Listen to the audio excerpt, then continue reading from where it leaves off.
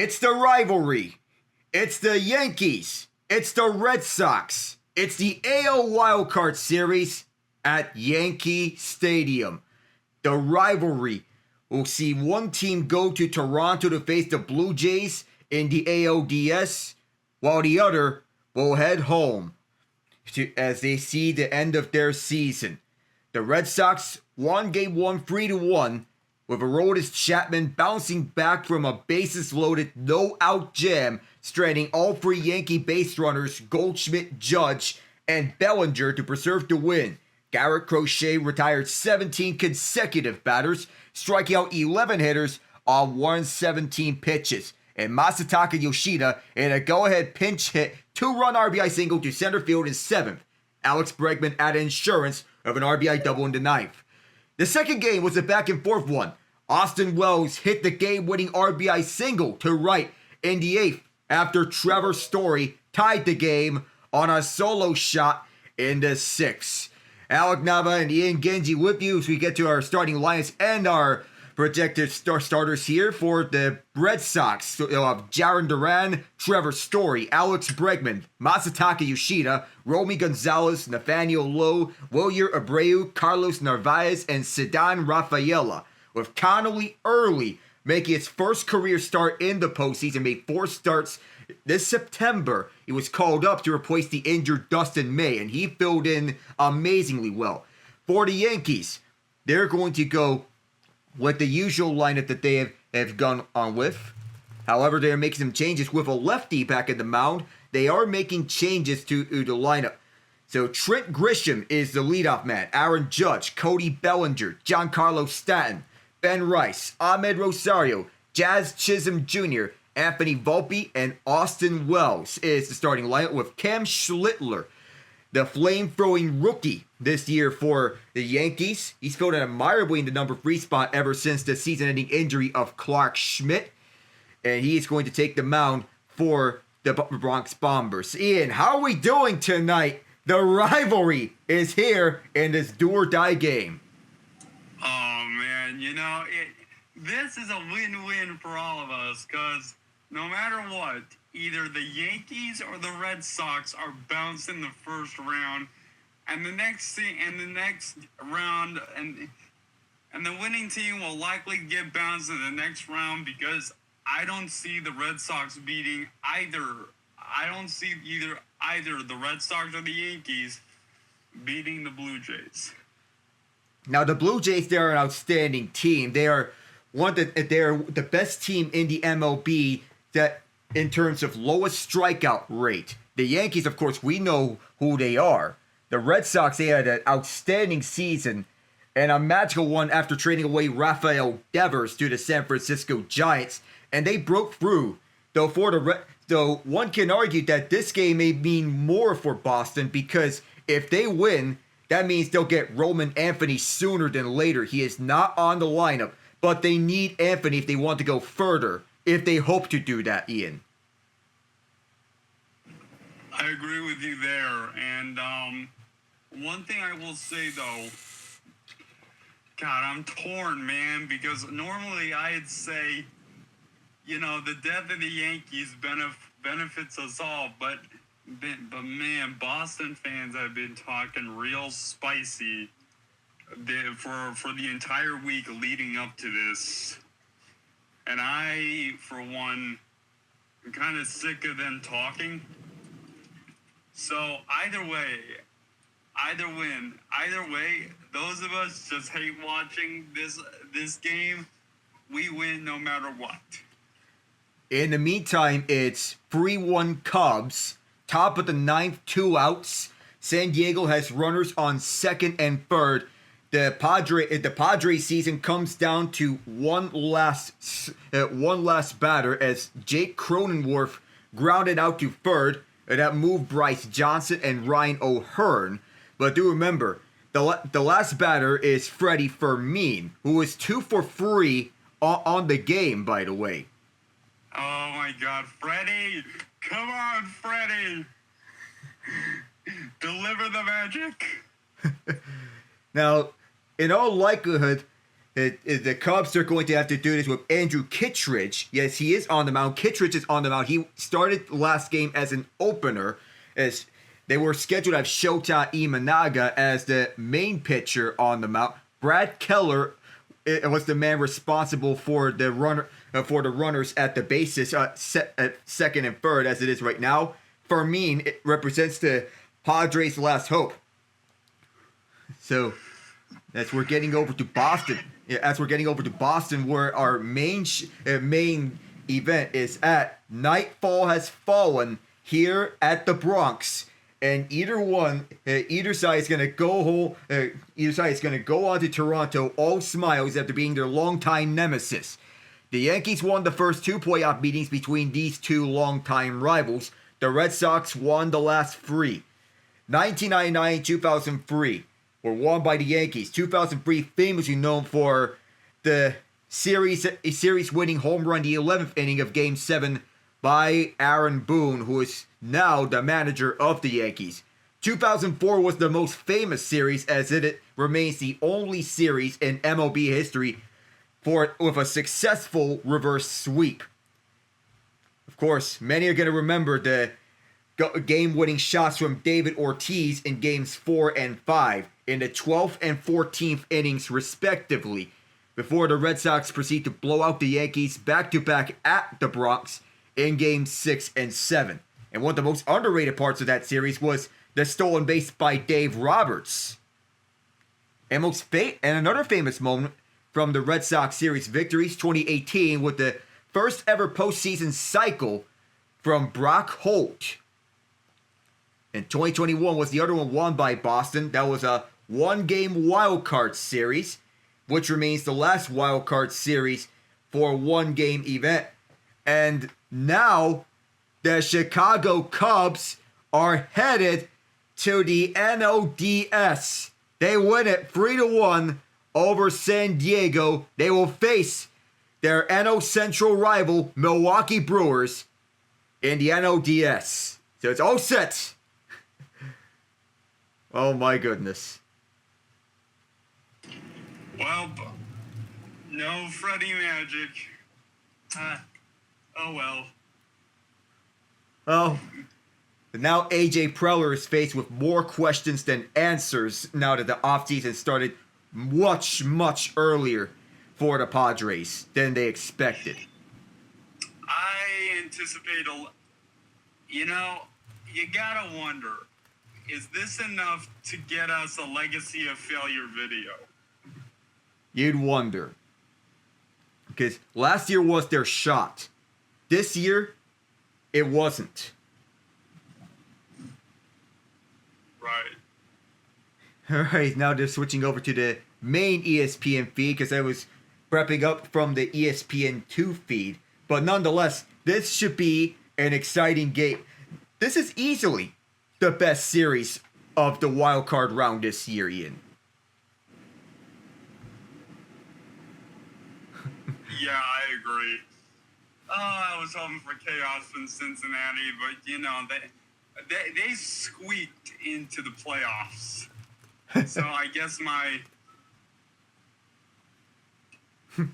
well, we're still waiting on the Meet the Mets video, which the greatest game and sports ball have postponed those plans for the moment, but we anticipate the Meet the Mets video coming. Well, sports ball, actually, I don't know if he's going to do a greatest game because he covered the Cowboys and Packers in the sports ball. So maybe Tree just decided to just clump it all together. I think that's what he did. He did clump it all together. All right, we are underway here at the Bronx. Cam Schlittler throws the first pitch, which is a swing and a miss from Duran, batting leadoff. So it's righty on lefty. Schlittler up against Duran. This series, he's 1-for-7 with 2 strikeouts and a run. In the regular season, he batted .256 with 16 home runs, 84 RBI. But it's clear that Boston needs Roman Anthony. Another swing and a miss. So back-to-back triple-digit pitches from Schlittler to begin this game. and it results in back-to-back strikes. This is the 4 versus 5 seed matchup between these two. Winner goes to Toronto up north to face the Blue Jays in the ALDS. So if one AL East team goes on to face another AL East team, some fans rise to their feet. Here's the 0-2. That is fouled back. It's another 100-mile-an-hour bomb. It's a sinker this time. But those fastballs and sinkers can be dangerous, which is part of Schlittler's arsenal. And he's been called up ever since Clark Schmidt went down to injury. One can argue that as this ball is taken upstairs, 1-2, one can argue that once next season started, you could look at a rotation of Garrett Cole, Max Fried, Carlos Rodon, Clark Schmidt, and maybe even Cam Schlittler. In a 5-man rotation, that would be deadly. 1-2. Way up high. That's a 96 on the cutter. That evens up the count up against Duran. And do remember, this is Boston's A lineup. In the first 2 games, they sent their B lineup. 2-2. Broken bat. That's going to be caught by Jazz. And Duran will sit down, 1 away. That was a broken back towards Jazz Chisholm Jr. and Duran sits down. Set 96, Ian. Yeah. Responding to your comment about that 5-man rotation, Yankees fans, I would get out your witch doctor journals, or draw pentagrams or circles, and start doing voodoo magic to make sure that nothing happens before the start of next season. Yeah, I would too, because losing Garrett Cole for the year would normally be a heartbreaker, but the Yankees persevered. Great teams stand up in the face of adversity, and the Yankees showed that for the course of the regular season. 2-0 here to count for Trevor Story, who was making a great story this year on his comeback. 2-0. Outside corner, fitted inside on the sinker. And what a bounce back year it is for Story. He looked like a lost cause to begin his tenure with the Red Sox, coming over from the Colorado Rockies. But this year was his best year at the plate ever since his Rockies years. Lazy pop-up towards the first base side. Rice calls for it, and no problem there. 2 away, and this brings up Alex Bregman, and predictably, he's going to get all the boos here at the Bronx, given the damage that he's done to this franchise in the past as a Houston Astro. And now he's garnering a lot more boos now that he's on the longtime rival of the Yankees, which is the Red Sox. The main catalyst of this rivalry being the Babe Ruth trade. First pitch. Takes it inside down the middle. Fastball 1-0-1. He's hitting 3 of 7 this series for 2 walks and a double. With an RBI, he's hit 18 home runs this year.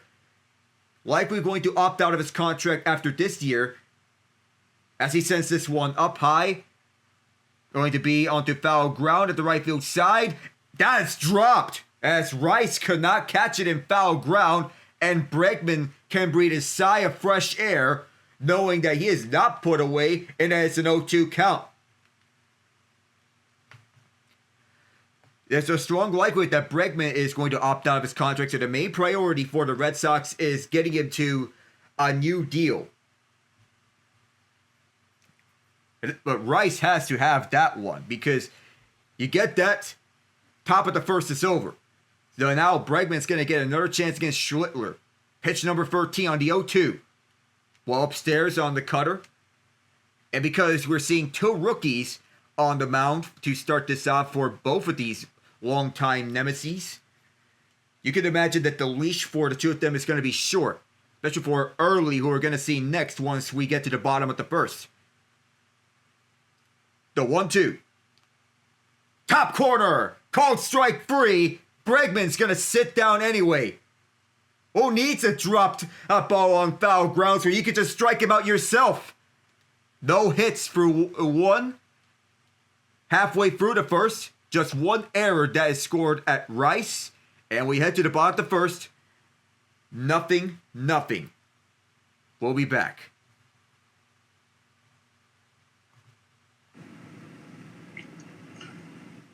Alright, so as we've seen in the past two games, Boston has very effectively been able to shut New York down for the most part. And what I mean by that is the Yankees, for the most part, have had to play some small ball to win outside of a Ben Rice and an Anthony Volpe home run. But they're not really winning. They're not scoring the winning run on the long ball. It's putting it on the ground, of all things. We know the Yankees, they like to go for long balls, but putting it on the ground is something you have to do in the postseason, especially in October.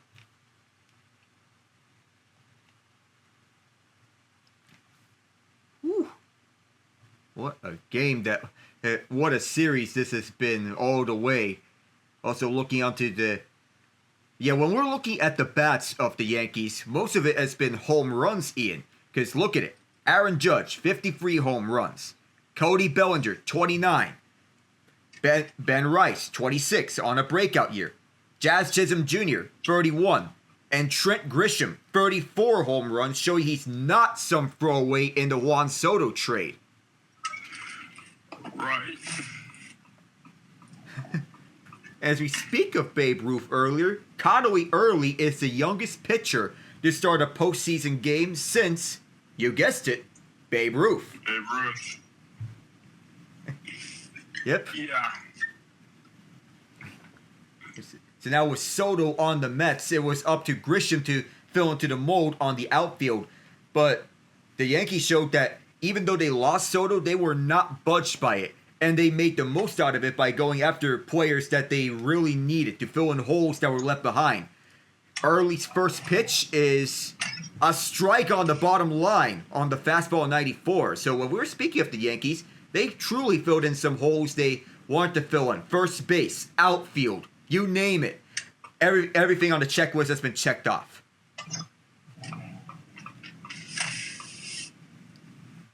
Here's the 0-1. Just missed it on the outside, bottom right. As they wrote it on the sinker, 95. That looked a little close. It just was outside of the right line. But so far, Early has been carrying that momentum from September onto here. And he fits this one on the left line. This sweeper at 82 makes it a 1-2 count.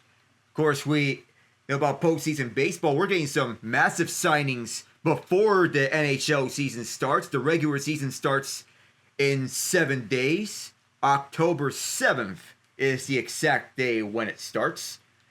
Mitch Marner making his Vegas Golden Knights debut on the 8th, which is the first game that the Golden Knights play. 1-2.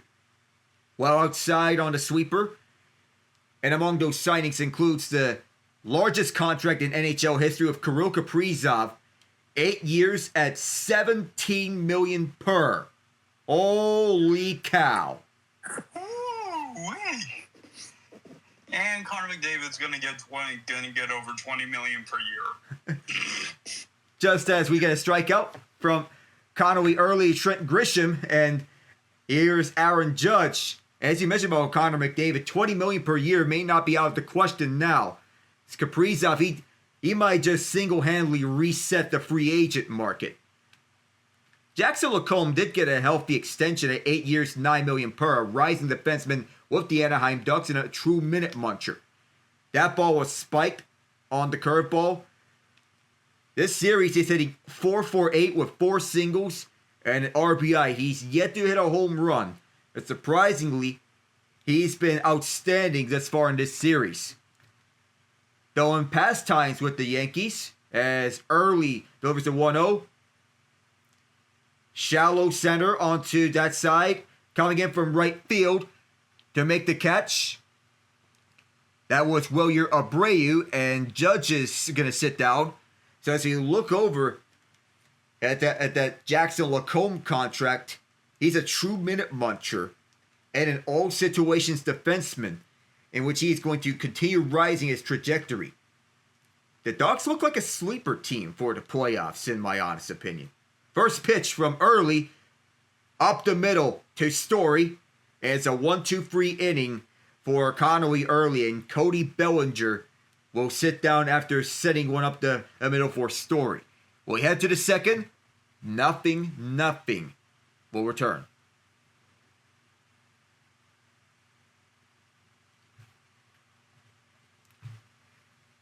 So these signings have been all over the place, and safe to say it's some insane contracts coming in from the NHL. We got Kaprizov, we got Lacombe getting his huge deal, and we're still not sure of what type of contract McDavid's going to get, but we are sure it may break the bank soon enough, Ian.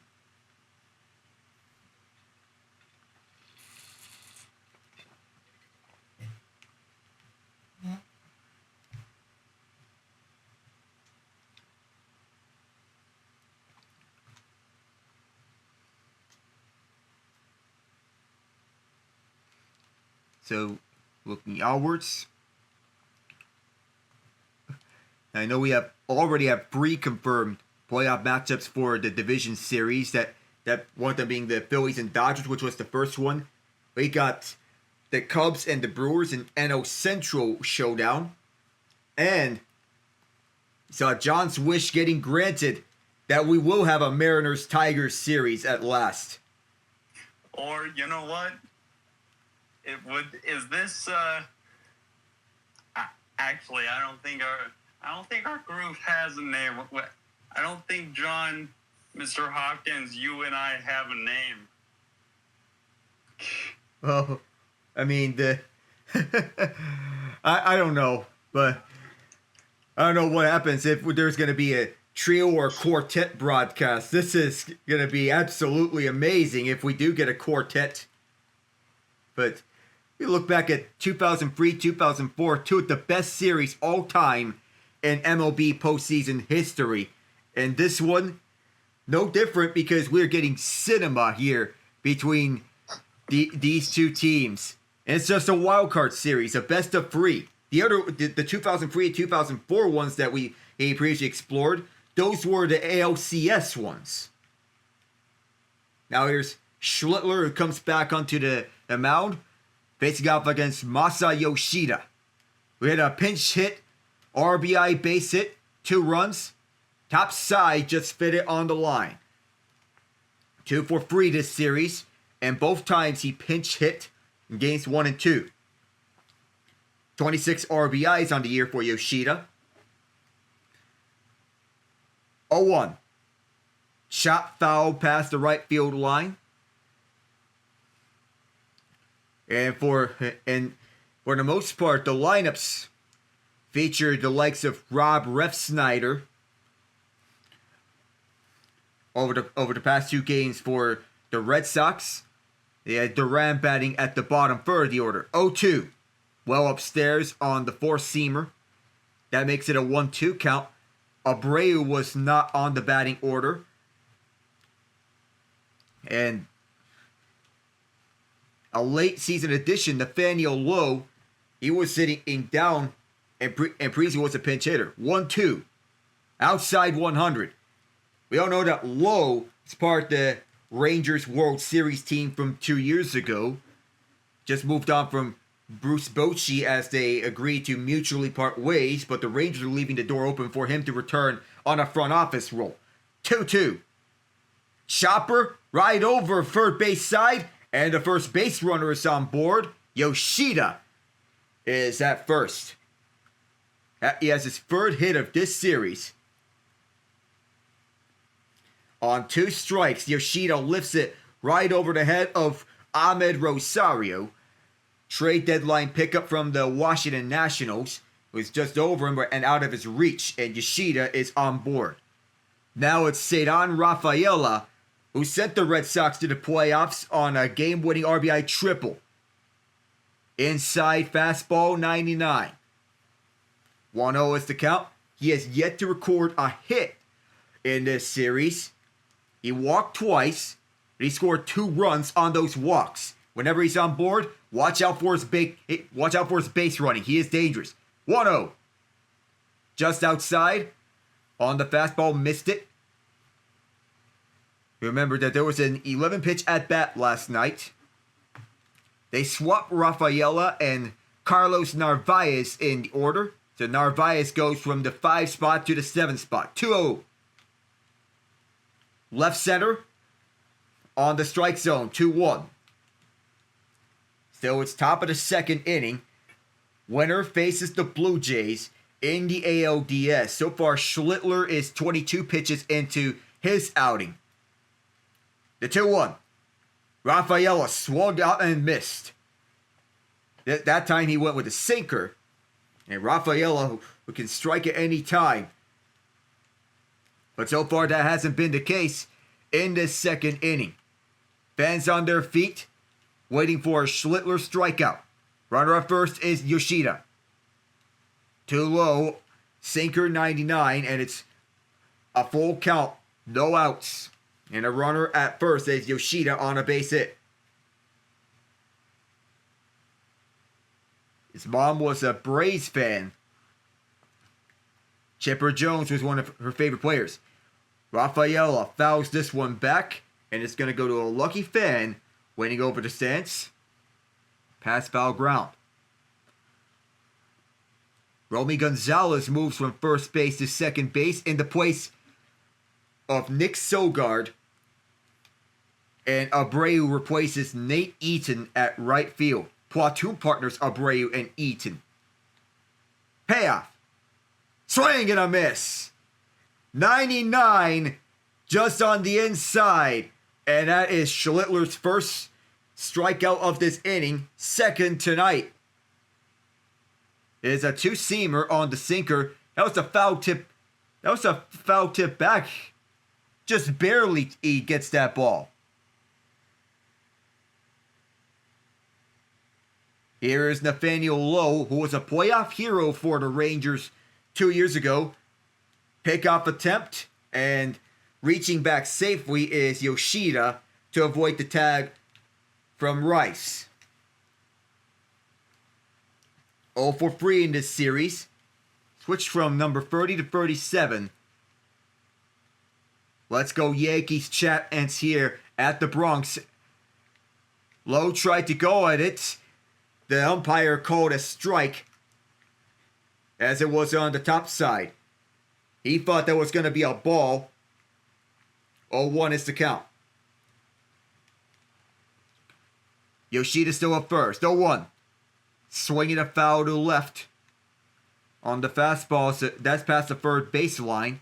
Lowe batted .228 on the regular season. This is game 3 of the AL wildcard. Some fans standing up on their feet, waiting for another Schlittler strikeout, which would be his third. The 0-2.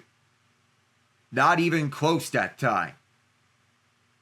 That makes it 1-2 on the count. Of course, we see some dangerous speed from some of the base runners. That includes Trevor Story for the Red Sox and Jazz Chisholm Jr. for the Yankees. Those are the 2 most dangerous base runners on their respective teams. Story, who has is now broken out as the Red Sox's shortstop. 1-2. Inside 100, 2-2. That was off the plate, and fans are getting impatient. When Boston moved on from Xander Bogaerts, they were expecting Story to fill in at the shortstop position in his absence, and this year he did. Lowe saves himself on the foul ball. It remains 2-2. This is Lowe does an old school style on the plate, and Schlittler with fastballs aplenty at the mound. This is the 32nd pitch for Schlitter, 7th of this at-bat. Yet another foul ball. And so this at-bat with Lowe will now reach 8 pitches. Schlittler is the fastball spammer as he uses 55% of the time, cutter 21%, curveball 15%. He goes to the sinker 7%. Don't roll out a curveball or two at these times. Another 2-2. Called strike 3 at the bottom line. And after 8 pitches, Lowe will sit down, 2 out. The first pitch was a cutter in. The last one was one that was a sinker that fit the mold on the bottom side. Lowe didn't know where to go or not. But now with 2 outs, here's Carlos Narvaez, top of the second. Just a little below the zone on a sinker at 99, 1-0. He's 0 for 5 in the series, but he's emerged as the full-time catcher with the Red Sox. Even for 1-0, just outside. Even for Connor Wong, reviving Aroldis Chapman's career in his age 37 season. As Chapman put up the best year of his MLB pitching career, pitching himself to another All-Star season. 2-0. Narvaez chops one to short. Volpe airs this towards the first base side, and Narvaez is put away. Despite the first hit of the game from Yoshida, Schlittler does the job the rest of the way and remains scoreless midway in the second. We'll be right back, everyone. I gotta tell you, man, with how Schlittler is dealing with that fastball, Max, I think they'll leave him in 4. Maybe, no, yeah, 4.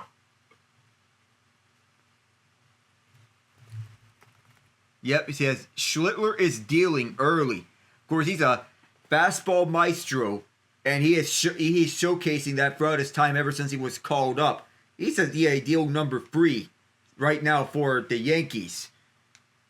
With this current rotation, as they're wheeling it with Max Fried, Carlos Rodon, and Schlittler, which means that if they were to, so that means they're trusting on 3 guys as opposed to last year when they had Garrett Cole, Rodon, Clark Schmidt, and Luis Gil. And with Gil not on the roster, that means they're essentially using a 3-man starting rotation, and the 4th day will likely be a bullpen day, Ian. Yeah, which... Can we talk about the other AL wildcard series real quick? Detroit. Did you really have to do all that? Did you... Look, I understand. You won the series. You advanced to the ALDS. But did you have to collapse first? Seriously? I mean, because you could have made life easier for people in Detroit if you didn't have that 15.5 game collapse and lose the division on the final day. And you have to, and the fact that you even made it here is a miracle in itself, because the Astros collapsed has too. Yeah, I just...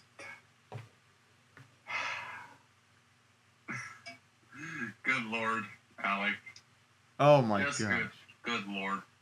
Just that, because this was the definition of heart attack the season. As early as back, and he delivers as a slider inside as Giancarlo is on the plate.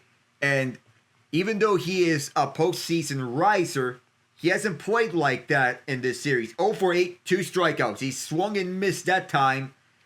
It is a fastball from early. This is the largest attendance that early is facing. The first time, well, on a road start, that is. The first 2 times he's played on the road, it was at Steinbrenner Field and at Sutter Health Park. Curveball just outside 2-1. So, and those were starts against the A's and the Rays. So the first road start was against Sacramento, as I would call it now, because the A's stadium at Las Vegas is just a few years away. drilled past the foul line.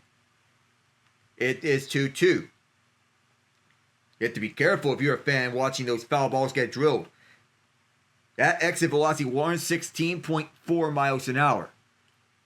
Bottom of the second, 2-2. Giancarlo hits it hard to left center field. And it is off the top of the wall. He's going to go to second base. Relay throw. Safe. He thought he hit a home run, but it went off the top of the wall, and the Red Sox almost caught him as he was slowly making his way to second base. I don't know what year it was, Alec, but he almost did it again. I'm sure you know what I'm talking about because it was a meme. Yeah. Giancarlo hits the ball, hits it high, hits it deep, off the top of the wall, and it's a double. Oh, he was, well, not the top of the wall, it's the middle of the wall. He thought he had a home run, but he was just several yards shy. That was several feet shy from making it to the bullpen as a strike one down the middle to Ben Rice. Was 2 for 4 and a 2-run home run in Game 2 yesterday night. Hit 26 home runs this year. It's a perfect platoon partner for Paul Goldschmidt. 0-1. Big swing on the golf. Big golf ball swing and miss. Yeah, I was twisted up on the words, but Giancarlo almost had the home run. But given it was such a low angle, he had to run to second base. And it's a little cheesy run from Giancarlo. That he didn't know that. Fastball upstairs for Rice. It is 1-2. I don't know. Well, the Yankees almost thought he hit one. But that's his first hit of this series. And that was dramatic. 1-2. Chop foul past the first base side. That makes it 1-2 on the count. As it was picked up by first base coach Travis Chapman. And Stanton's not a threat to run. He doesn't steal bases. He's one of the slowest base runners in baseball. Big cut and a miss. Connolly early with 2 strikeouts early. No pun intended. And that's the first out of the bottom of the second. Yeah, that ball was nowhere close to being hit. Changed it up onto a sweeper in which Rice was fooled out entirely. Some of the best players running into troubles here in the early stages. Runner at second is Stanton. And Ahmed Rosario doesn't swing, takes ball 1 downstairs. And Rosario acquired the deadline from the Washington Nationals. Back onto the plate for the first time since Game 1 where he was 0 for 3. He's a big righty. Did not go there. Went with the changeup. Makes it 2-0. That went downstairs. Rosario batted .276 on the year. 303 in his time with the Yankees when you say Yankees only. 20 pitches onto Early's night. The pitch, left line. Fit it onto the slider at 87. Make it 2-1 the count.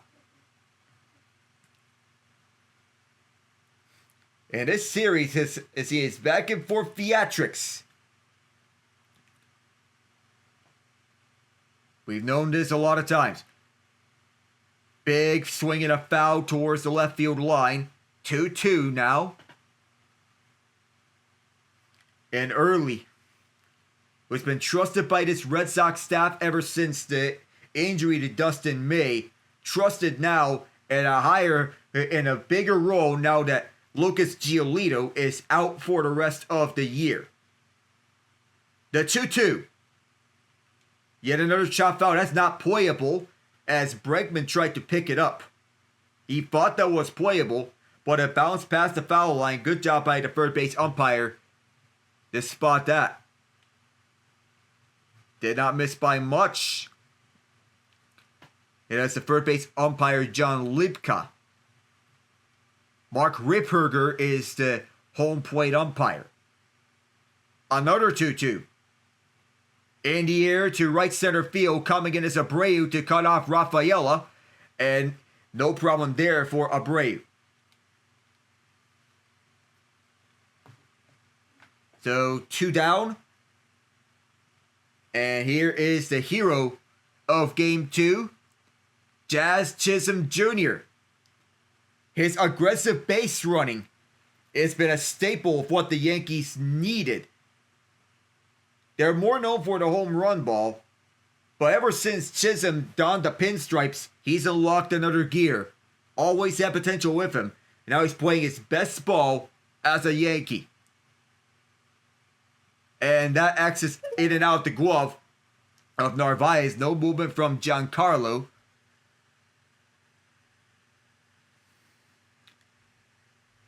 It's 1-0 to count. 25 pitches into Connolly early. He's outing. Chisholm ran from first to home to win Game 2 for New York. That coupled with an outstanding outing from David Bednar in the 9th inning. Made a name for himself as the Pirates closer. Now he's the Yankees closer. This series, the Yankees are 7-23 with 5 runs scored when facing a 2-out count. 1-0 with Chisholm at the plate. The pitch. In there. Sweeper 84. 1-1, Hey, no Alex, swing. We got a Yankees fan. I'm going to bring him up. Hopefully this goes well. All right. 1-1 on the count for Jazz Chisholm Jr. The pitch here is a big swing and a miss on the fastball. What's up, TJ? Bro, you're like way like late, man. Wait, you're ahead? Yeah. By like 10 seconds. Oh, yeah, my feed's behind, admittedly, because honestly, when you tune into Fubo TV, sometimes you are behind some other guys when watching the feed. Well, that's not why I was caught. I just wanted to say, man, I'm still pissed off of that game 27 regular season. Nobody calls the pop fly. Chisholm running all the way from West Virginia all the way over to first base, and nobody calls that pitch. What is up with that? I'm sick of that too. Oh, well. Oh, I mean, is that a World Series team? I don't know, but... There we go, baby! He's safe! yeah, well, yeah, that was Game 2. I know, that was the 8th inning. I'm just with you. But I'm saying, they're showing Chisholm, but he just up royally in the first inning. Oh boy. How do you I don't know. That worries me. Well, hey TJ, we'll go ahead and talk about this at the commercial break, or if something big happens. But in any case, Well, the commercial break's about to come up because I can bet you dollars to donuts he strikes out right now. Oh, I just don't like him. I think he's inconsistent. yep. There's a cold strike free on the inside bottom right corner, and Oh my that's the God. inning. Caught looking. An old Greg Maddux. Oh, we'll head to the third. All right, sorry I was yelling. I'm intense. and hey man, this is okay. Look, you got my team last year in the ALDS. Okay, I'm a Royals fan. I was bricks against the Orioles. Okay, so Playoffs always. You know what? We could have played anybody else, and I wouldn't be like this. but it's the Reds. Look, it's not gonna happen in my lifetime. Probably. I would probably I would be this mad if we were up against the White Sox and not doing anything. Because I hate the White Sox as a Royals fan. They never win. What's there to hate? It does not. It doesn't matter, TJ. Look, it doesn't matter, TJ. The hatred is still there. As White Sox fans, anytime the Royals come to town, it's beat the Royals or bust. Still bitter about that 1929 World. I mean, no, I don't. No, I'm busting your balls, man. I know, man. I get it. I'm just, yeah. No, it's all right. Royals. I like the Kansas City Royals. I really do. I like them. Yeah. Can't say I like the Yankees, but I understand what. Nobody likes the Yankees. I mean, we all know them as the people who call them the evil empire for all the reasons, you know. Well, you know why they started calling that is because when Steinbrenner bought the team, we just started buying all the talent, you know, and that's, you know, where it all came from. Yeah. You know, before that, even that Babe Ruth, that's not where it came from. I mean, the Murder's Row and everything was that, but the whole evil empire was just Steinbrenner buying all of them. You know, whatever, which we need to do again. See a lot of winner-take-all moments between this historic rivalry, because... and this is another one of these winner-take-all moments here in this long-standing rivalry. Wilyer Abreu, 8th in the order, first appearance here, outside, 99 fastball.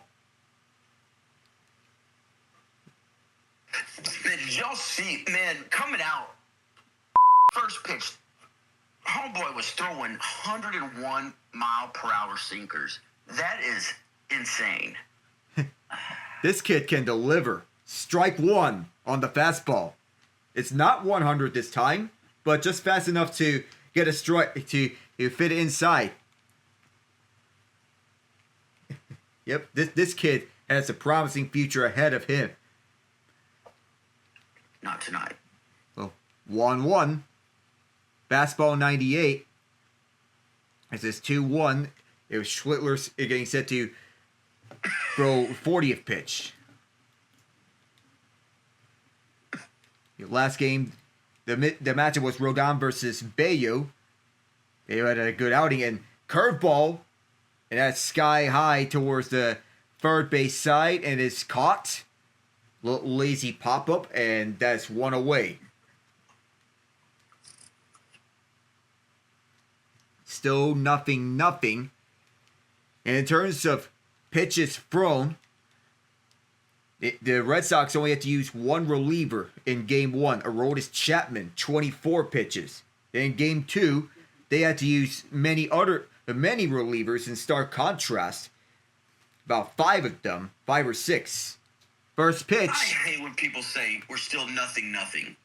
I don't know. That's one of my pet peeves. Just say still scoreless. I don't know. I don't know what it is about nothing. I was like, God damn it. Well, That's all right. It's an expression. I know, man. Are you on a different? Are you posting this on like a different show too? Oh, what do you mean by that? Like on a Patreon or I don't know. Like, are you broadcasting this somewhere else too? Like, Yes, I am on my Twitch. bad. Oh, my bad. I will get off of this. Oh, yeah, no worries, man.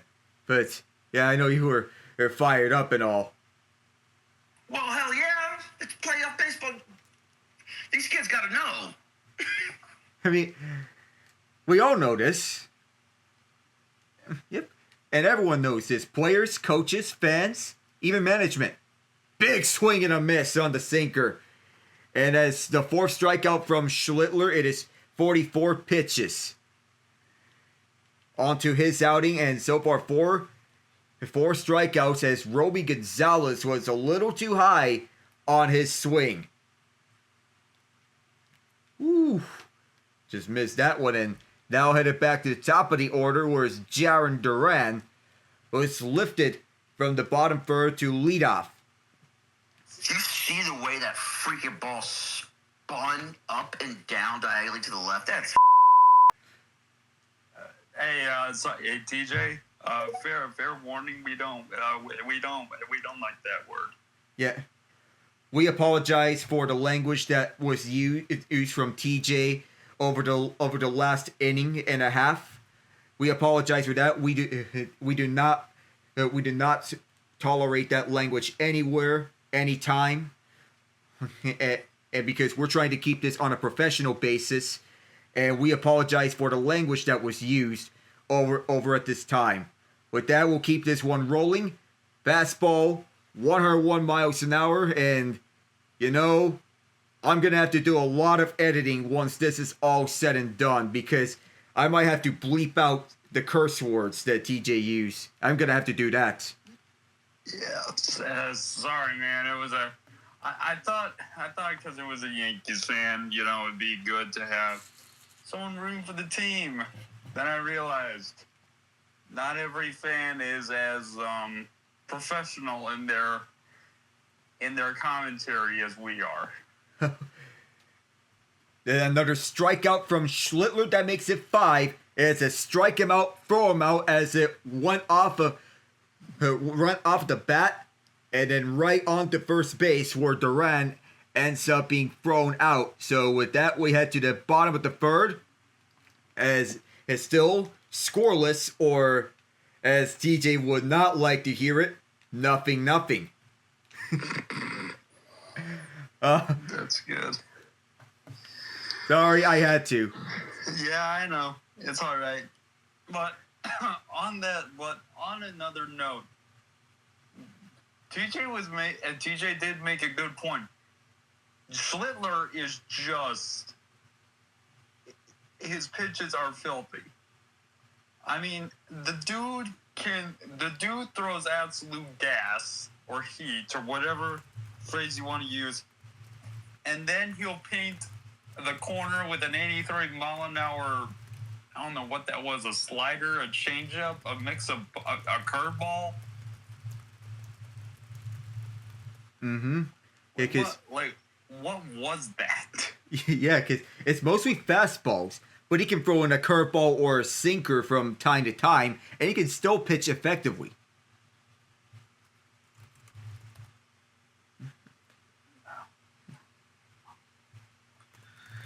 Okay, so Yankees coming up in the bottom of the third.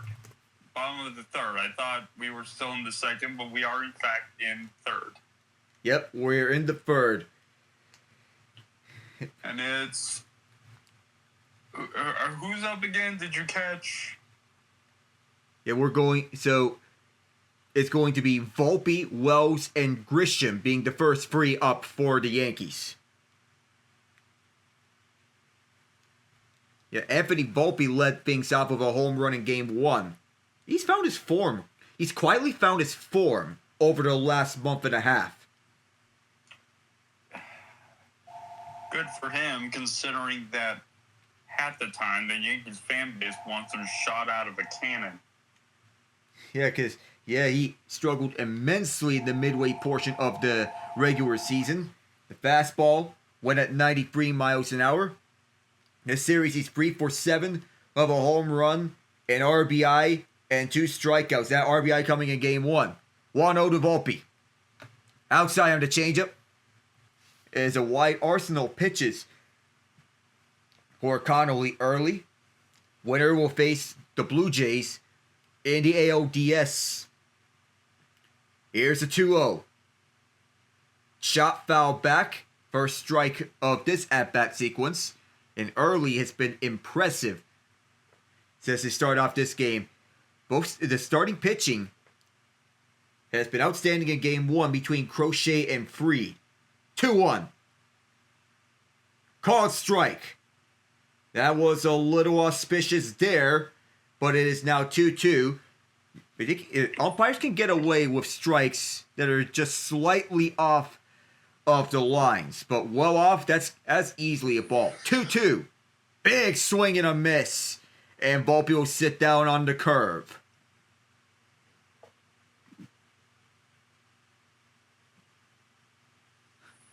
Yeah, Early bounced back from a 2-0 count to deliver a strikeout here on Anthony Volpe, and Volpe knew that he should not have gone there.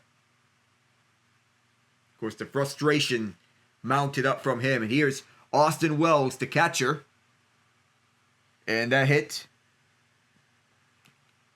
Well, no, there was nothing there for Wells. It was way off. 1-0 is 1-0 to count. 38th pitch from Early. It is outside on a sweeper. That makes it a 2-0 count. Once again, Early facing a 2-0 count. He did bounce back from a 2-0 count last time around. This time he delivers it on the top line. No swing from Wells. It is 2-1. And Wells was filled into place at catcher. He's had some solid outings from time to time. Last year's postseason was a nightmare for him, as he was constantly below the Mendoza line. 2-1 pitch on the way. 2-2 as it was down the middle with a sinker. So Early continuing his outing on the mound. The pitching staff is all available for the Red Sox, save for Garrett Whitlock, who was used up last game. 2-2. And there's another comeback from 2-0 to a strikeout for the second consecutive at-bat. And Wells will sit down. Here comes Grisham. On the strike zone, the fastballs have been working out well for Early. And even though he's not the flamethrower that Schlittler is, Early has been methodical with his pitches, switching and mixing up. First pitch, smash past the second base side, and that's a base hit. That's our first base runner for the Yankees since Giancarlo Stanton, who hit one for a double. And now Grisham's on. Here comes Aaron Judge.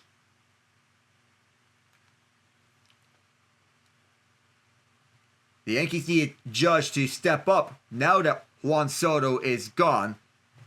And he's delivered an all-time batting season. The when has he not delivered an all-time batting season? 2022, he delivered 62 home runs. This one spiked to the dirt on a changeup. As is 1-0. Good block from Narvaez. He has the most home runs in the MLB in this regular season. 4, and against rookie pitchers, he's batting .407 against rookies. This might be what he needs to break out. The 1-0. No swing from Judge. He stares at that one bottom left corner. It is 1-1 on the count. As Judge has 4 hits in this postseason, all of them singles. He has yet to hit a home run, but he hit an RBI single last game. On the ground, this could turn in 1. No chance for 2, and that was all that Bregman is going to do. Putting Judge away, no throw to second, no runs through 3 innings. We head to the 4th, scoreless. So as you covered before the start of this game, Alex, the Chicago Cubs finally decided to live up to their talents. And with that, I know we've been bagging on them for days now, but you know what? What's a few more digs? Mets, thank you for taking Javi Baez and Trevor Williams and giving the Cubs their franchise center fielder, Pete Crow Armstrong. Another successful Met. Oh boy. One of the best outfields in the league. Yep. Yeah, they are. God, it is. It's that Joker meme. I'd laugh out loud if it wasn't so pathetic. Yeah. I'll laugh anyway. Oh. And when you go to this outfield, it's basically pick your poison if you're going to face off against this outfield between Kyle Tucker, even though he is not on outfield duties, because his spot's now taken by Seiya Suzuki as Tucker just came back to the lineup from injury. You mentioned Pete Crow Armstrong as the franchise center fielder.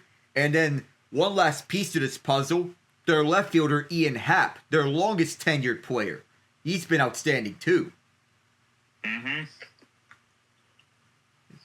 And of course, when you mention Javi Baez, Game 3, he played his best game of the series against the Guardians. Of course, because Javi Baez, instead of being a black hole and an albatross contract, he's been... Javi, can you stay consistent ever? Please? That's what Detroit's all hoping. Now that he's finally... Yeah. For our friend John's sake. Yes. For his sake, we need Baez to stay consistent. Check swing at the first base side, safe. Ball 1, as Trevor Story did not go. 4 for 10 this series with a home run, 3 RBIs, and 2 runs. He hit the tying run the 6th inning of Game 2. In the midst of a successful bounce-back season. This time it's a strike down the left line, 1-1, as Schlittler is 50 pitches in. His Story, tasked with having a successful season, finally delivered that with the Red Sox, 1-1. Curveball went downstairs, and now it's 2-1. And when we mentioned about Xander Bogaerts, he is more comfortable playing on a shortstop position instead of a second base position. Shortstop is his natural spot. 2-1. Through the air to right field, going back is Judge. He has shied the warning tracks. All he can do is make the catch. And he is there to put away Story. 1 away. Now, when we speak of Bogaerts, when he left for San Diego, initially they were trusting him to play second base, but that was not his usual position. But they had no choice but to put him there because Ha-Seong Kim was the team's shortstop at the time. Kim since left the Padres, and now Bogaerts is back at shortstop, and he's been more comfortable there where he's best defensively. Swinging a drive to right field, Judge goes back and makes another catch, and that's twice in which Judge has 2 putouts. One on Story, and this one on Alex Bregman, one of Judge's nemesis. 2 away. Yeah, I'll tell you about the Royals' struggles, or not the not really struggles, but the Royals doing that to one of their players. What San Diego tried to do with Bogaerts, but we'll do that at the break. Strike 1 at the top line to Masa Yoshida, who has 3 hits on 4 at-bats, 2 RBIs. And 2 of those 3 hits came when he was a pinch hitter. This time he's on the starting lineup. The 0-1. Big swing and a miss. Top right corner, the ball went on the sinker as Yoshida wanted to chase that ball. He wanted for the big swing, got burnt by it. And now the Death Star is loading up at the 0-2 count with 2 outs. The 0-2. Downstairs on the cutter. 1-2 as Yoshida still at the plate. 56 pitches in for Schlittler as Yoshida still wanted to go for another big swing as he did in Game 1 of this series. The 1-2. Yoshida chops one above Volpe. Base hit to left center. And Yoshida is held at first. He has to go back. Another 2-out single in this series. And most of these hits came in with 2 outs. This series has been the definition of trench warfare where pitching is king. And runs had to be earned. And all Yoshida can do is laugh at that. That's his 4th hit this series in 5 at-bats. Broken bat, and that's a strong one, but it will not deter the Yankees as Rafaela slams down his helmet in frustration as he gets put away at the second base side. And that will take us to the bottom of the 4th. No runs scored. Bellinger, Sten, and Rice when we return. So a similar situation to Xander Bogaerts. The Royals acquired Jonathan India last offseason. Thing is, they tried to convert him to left field. That man had played limited left field in his career, if any, when he's a natural second baseman. Hopefully,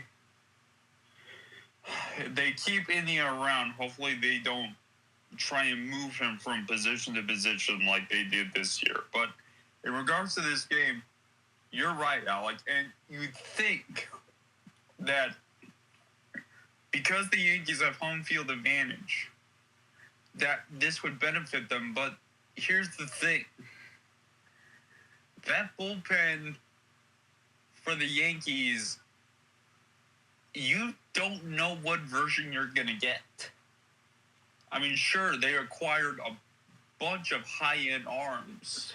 Bednar. At the trade deadline, like Bednar and others. But as we've seen, those arms can implode.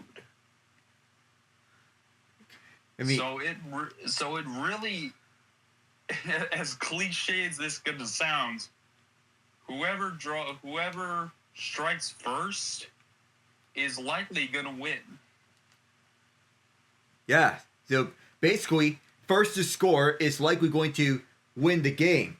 That was not the case in Game 1 when Volpe struck first, but the Red Sox came back to win with the Yankees bullpen being on the Hyde side of Jekyll and Hyde. But then in Game 2, we saw the Jekyll side, and Bednar putting up an outstanding 9th inning like he has usually done here in his time as the Yankees closer. And he has never turned back as the Yankee when he was promoted to Yankees closer. He took the role from Devin Williams, and Williams is now a leverage setup man, usually for 7th or 8th innings. As is a first pitch ball from Connolly early to Cody Bellinger. And in fairness to Williams, he actually has improved in the final month of the year. The 1-0 in there on a sinker at 93. No swing from Bellinger, the former Cub. And Williams, he badly needed that reset in September because he was bad over the first half of the season. And he lost the closing duties to Luke Weaver. And he relegated himself to high leverage setup arm for Bednar. The 1-1. Are they going to check the swing? They will not, as Bellinger retracted soon enough. 2-1, as it was outside. Series, two hits on 9 at-bats, struck out once, and he scored a run. 813 OPS this year. Big golf club swing and a miss. 2-2 now the count. And Bellinger in his career against lefties, 351. He can demolish lefties at any turn. He's had a habit of doing so. Doesn't go there as this ball was not even close. Full count now for Bellinger. Up against Early. Both teams trying to make it to the ALDS to face the Blue Jays at the Skydome. Bellinger. Shallow right center field. And this one falls! Neither one can come up with it. And Bellinger's safe at second. I think the term if it's not a term in baseball, I'm going to make it a term. My friend, we just saw a Bermuda Triangle moment. Oh, that's a creative way to put it, as we saw 3 players coming up to try to make the catch, and neither one of Romy Gonzalez, Wilyer Abreu, and the one that's closest to it, Cedar Rafaela, who tried to dive for the ball. This one falls, and neither Abreu nor Rafaela are made up with that. It's scored as a double and not as an error against Rafaela. In fairness to, as this is a first pitch ball, in fairness to Rafaela, Ian, that was a tough play for him to make. Oh, absolutely. 1-0 to count. Bellinger at second on the double. Right line, just barely. Stanton now facing a 1-1 count. He thought he had a home run. Instead, he had a double. But now Bellinger at second base off the Bermuda Triangle. That's a nice creative way to coin that. 1-1. Inside, 93 on the fastball for early. Yankees trying to capitalize on that Bermuda Triangle. I'm having fun with this term already. You can never have one too many Bermuda Triangles at any given time, can you? 2-1. Foul back, and that evens up to count at 2.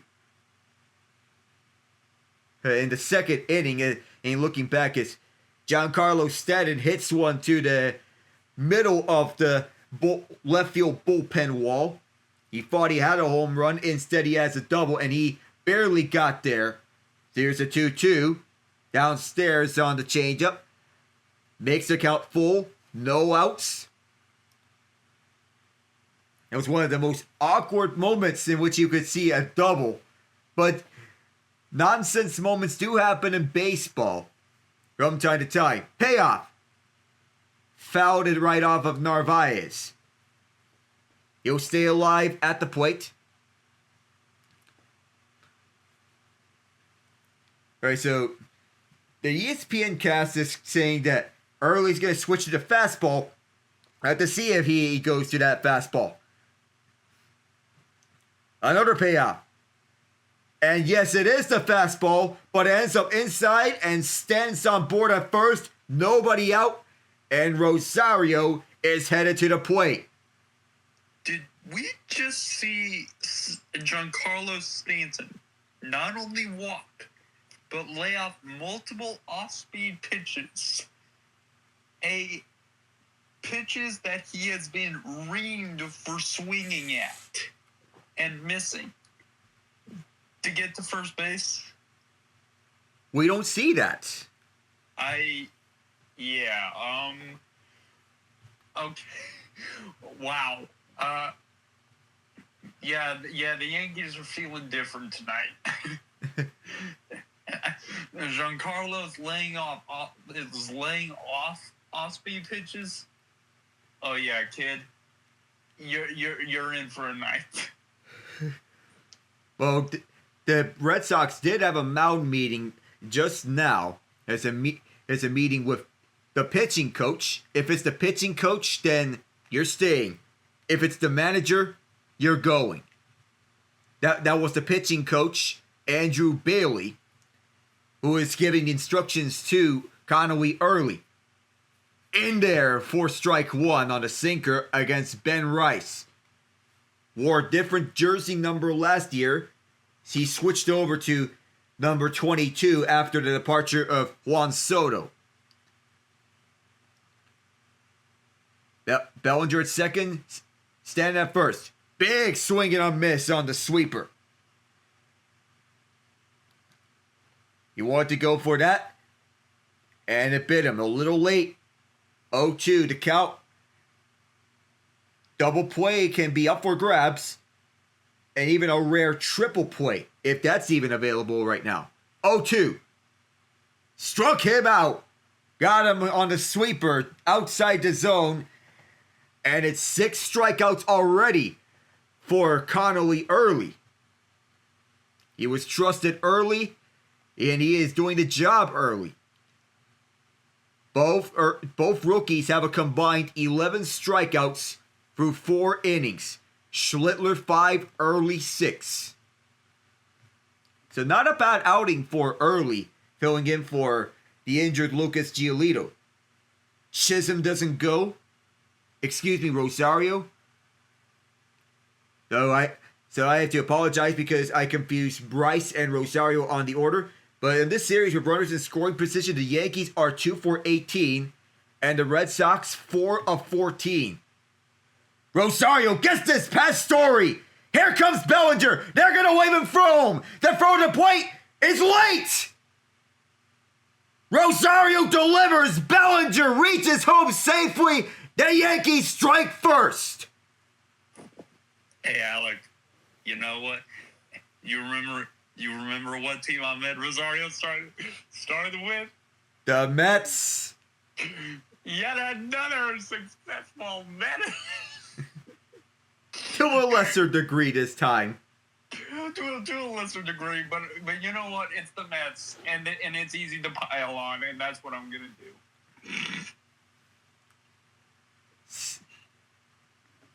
The Yankee base runners stay at first. There's still runners at first and second, and that is Bellinger who scores. Stanton moves to second, and Rosario gets an RBI single out of this one on a 1-out count on Connolly early. And here's the most dangerous runner on at Yankee Stadium, Jazz Chisholm Jr., who swings and misses on the first pitch. 0 for 5 this series, but he delivered the game-winning run last game. 242 batting average this season, and there's the captain, Aaron Judge, who is watching from his dugout. 0-1. Chisholm sends this to right center field. Down. Abreu trying to throw this home. And Giancarlo is held at third. Bases loaded. 1 out. 3 hits in this inning. And Alex Cora has a tough decision to make. Yeah, and let's be real. We all knew that was going to be a single to move everyone because Giancarlo, as you said, is one of the slowest base runners in the league, if not the slowest. Yep, and Stanton didn't know whether that's going to be a double or a single, but it went towards Abreu. Abreu held him up. And now with Anthony Volpe at the plate, could more damage be done? Volpe sends this towards right field. It's going to end up beyond the foul pole into those grounds. 0-1 to count. 3-4-8 this series. Has this series' first run on the Game 1 home run. Struck out 3 times. Justin Slayton is warming up at the bullpen in case there is an additional runner who scores, or if this is the last outing for early. And Chisholm gets this past the second base side, Gonzalez. Stanton scores. And the throw is over the head of Narvaez, but no further activity at the plates. Bases still loaded. 1 out, 2-0 Yanks. So Giancarlo's patience pays off with that walk. He got home eventually. And Stanton high-fives his teammates. He is as patient as he can be. He waited for the right opportunity to strike because, Ian, if he went when Chisholm hit that base hit, he would have been thrown out at home, in all honesty. Still bases loaded, 1 out. There's a first pitch foul ball to Austin Wells. As Volpe crushed this past Romy Gonzalez. Past the second base side and went directly onto William Abreu. It's a short hopper past Gonzalez. And Wells, look out. That was a foul ball back. But thank goodness for protective netting. And Abreu is one of the best arms on the Red Sox. And he's a cannon in which he can throw out anyone at the plate. Wells struck out 3 times, but he has 2 hits this series on 7 appearances. The 70th pitch for early is a foul ball back on a fastball, 94 miles an hour. Fans going wild here at the Bronx. They are alive and well here. Boston trying to silence them, the best hope for them is a double play to end this inning. Is it going to happen, though? That's the question. The 0-2 is low and a good block by Narvaez on the curveball, 1-2. The first time through the order in this game, 1 for 9 with a double and 5 strikeouts. Second time around, 5 for 7 with a double and 2 runs. Yep, it's that big turnaround from the Yankees, and they're feeling it now. Once they're going to use to Connolly early. 1-2. Wells fouls it back again, this time on a sweeper.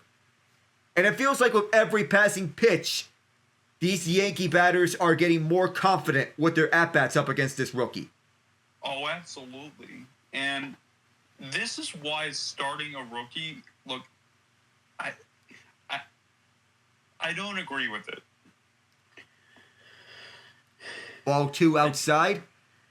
And even for Schlittler delivering for the Yankees so far, they do remember that rookies have shorter leashes when the postseason hits. Now, then again, if the Yankees open this completely open, if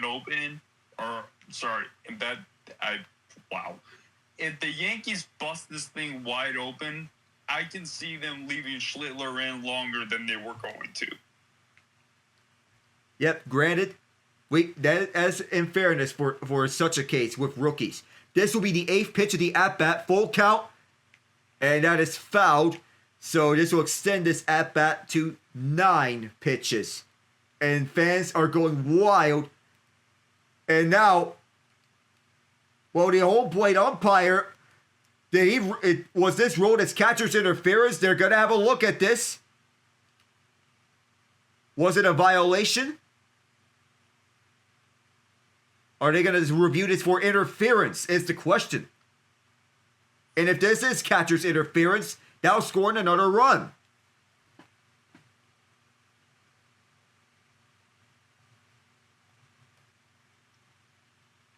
I think that bat might have hit the glove of Narvaez, it seems. Slightly. I can't tell what hits the glove. Is it the bat or is it the ball coming off the bat? Was it a foul tip? Is that the question? So they're reviewing this right now. The control center is looking at it too. So this is a tough one to call. We may have to check all angles, but the best possible angle is the side camera angle to see if there was catcher's interference from Narvaez. He's shaking his head. No, I think the ump cam gives us the best angle. I don't think the bat hit the glove. I think it was the ball ricocheting off the bat. It might, in all likelihood, that looks like the ball ricocheting off the bat and into the glove. I think Wells is still going to be at the plate. Yep. So they have upheld the call, the original ruling of no catcher's interference. So it looked like it was catcher's interference at first, but upon further review, we look at the ump cam. The ball bounced off. Yeah, the ball bounced off the glove. So you were correct, Ian. The ball bounced off the glove. The bat did not touch the glove one bit. This is the longest inning that Connolly early has pitched. 30 pitches in this inning. And fans are getting onto his head. And Wells, this one's bobbled! This will score at least 2 more runs! The Yankees, instead of going up 3-0, it's 4-0! And they have busted this game upside down! Oh my... Oh no, I think that was, I think that's Nathaniel Lowe at first base. Ladies and gentlemen, you have your Bill Buckner moment. Redux. Oof, yeah, just bobbled right off of the catching glove, and Romy Gonzalez sees this one go beyond him, and he could not play it. The Yankees scored 2 on a fielding error by Nathaniel Lowe, who contributed largely to the Rangers World Series run 2 years ago, and now he has a Bill Buckner moment. Ouch, that's gotta sting for him. So it's ruled as an error. 0-1 to count as this was a strike for Trent Grisham. This is now the third time on this Yankee order on the line of 0-1. And Grisham skies this to right. And Wilyer Abreu standing there. He's going to make a long throw. Trying to get Volpe out. Well, it was worth a shot. Just 1 out, not 2. You know, I now understand the frustration with Volpe. Because, God, what are you doing? Why are you just walking? He is so lucky he stepped on the base before the guy got his glove on him. Because it was seconds away from that place going from cheering to near rioting. And honestly, with the reputation of Yankees fans, I don't think that's hyperbolic to say. Yeah, I don't think so. Oh, either. It's given the reputation of Yankee fans. Yeah, they would have rioted if Volpe did step off a little inch further, because Abreu has a strong arm, and Trevor Story was close to tagging him out if Volpe stepped off further, but he knew that this was going to be out, and he got it. We have a pitching change, by the way. So Connolly Early's night is done after that nightmare 4th inning. Yeah, but let's acknowledge this. 2 runs he gave up on his own. However, Nathaniel Lowe did him no favors. Yeah, that was not good at all from the Red Sox. And well, yes, we can attribute those runs to Early. But Lowe, oh my goodness, you have to feel that. Firmly grasp it, as Patrick Starr would say. This is, as of right now, in that moment, your starting pitcher, who is a rookie, is looking for all the help he could get. Maybe you don't turn a double play. Maybe 1 run scores. But there's 2 outs and 1 run scores. And that fly out to Willie Abreu finishes the inning with the damage limited. And now you have allowed Aaron Judge to come up to the plate. Well, we're not exactly at the end of the inning. It is Justin Slayton, who was warming up at the bullpen in the meantime, stepping onto the mound. He's the first reliever that Boston is using. They used the relievers early in Game 2. Same thing that... Oh, that hit Judge! Got him on the wrist, and he's going to walk to first. Oh... my goodness, Alec. What is going on with the Red Sox? I have no idea. Oh, yeah, got him on the wrist. He tried to swing for that one and tried to crush that out of here, but instead he got stung by the fastball. Oof. And now first pitch swinging towards left center field. The Bermuda Triangle is back, but this time it is Rafaela who catches it, and no further damage, although said damage was already done with Early on the mound. Said damage was done, but dear Lord, Slayton, you loaded the bases, and by the grace of the baseball gods, you got Cody Bellinger. By the way, let's not take this away. The Yankees just batted around in 1 inning. They started with Bellinger and got back to Bellinger. So, by the grace of the baseball gods, Red Sox, you give up 4 runs, but count your blessings, because that's all you gave up. I don't know. Shipping up to Boston? Yeah, no. No. If I'm Alex Cora, some of you are staying here in New York. Well, we're looking at Nathaniel Lowe because that error, if Boston doesn't turn things around in this game, he might have cost them the game.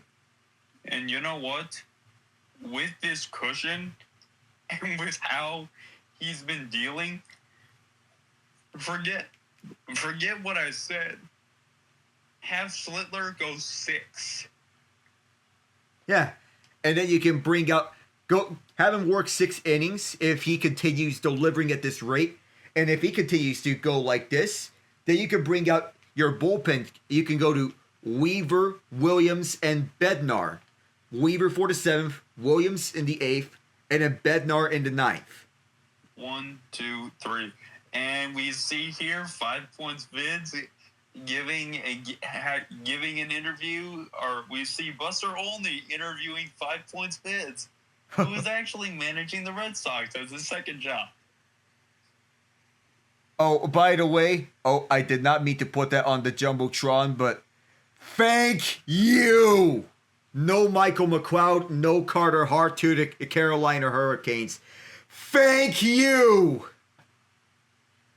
Oh, wait, I thought they signed them. Well, I don't think they're not getting signed right now, and I thought this was a possibility as this is a first pitch ball, but they're gonna call it a strike. Okay. And here's Lowe trying to make up for his epic gaffe in the 4th inning as we start the 5th. Facing an 0-1 count on the 60th pitch. That hits Schlittler, and Lowe is on board at first base. Well, that doesn't hit Schlitter, but it goes past him, and Lowe kind of sort of makes up for it with a base hit. Oh, yeah, you do see the resemblance of Alex Cora and 5 points Vids, too. It's uncanny, the resemblance. Including down the facial hair and the gray hair. Exactly. Here's Carlos Narvaez on the first pitch. Stares at a strike at the right center side. Oh, I feel relieved now. So now it's an 0-1 count. On the pitch, it is spiked to the dirt. It is now 1-1.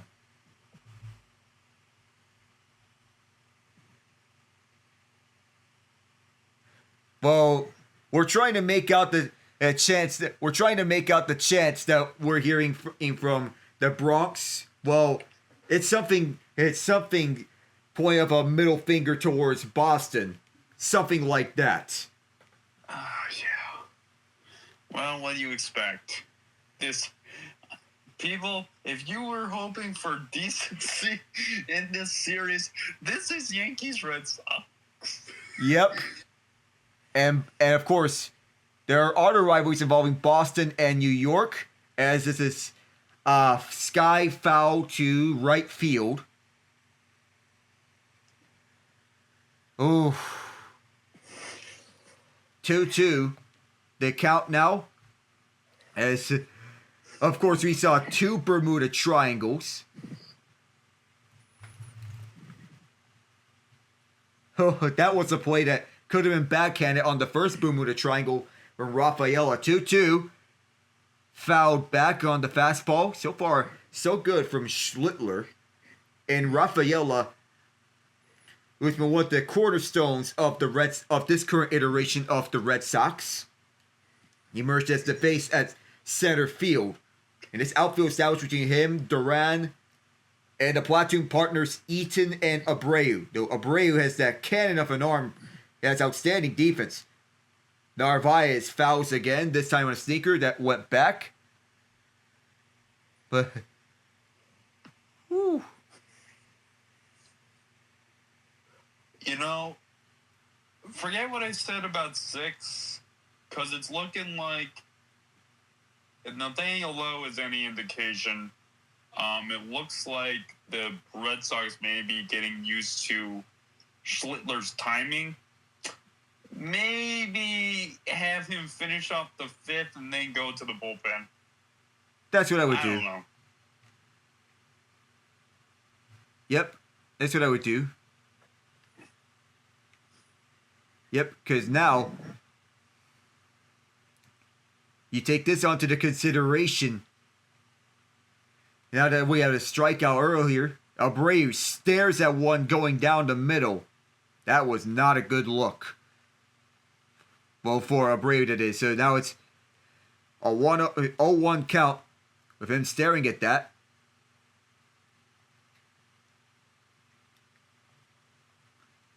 Big swing and a miss. Fastball this time went upstairs on the 0-1 pitch. And the next one will be Schlittler's 70th pitch. The average fastball tonight for Cam Schlittler has been 99.2 miles per hour. Yep. Yep, he's a flamethrower. What else can we say about this? So this flamethrowing number 3. Winging and dealing it. 0-2. He struck him out. Fastball 99. His 7th tonight. And still it's first base, 2 outs.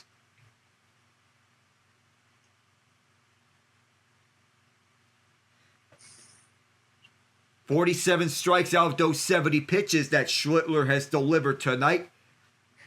And although Connolly early has had his moments in September, facing off against a Yankee lineup like this one, you're prone to getting hit more often.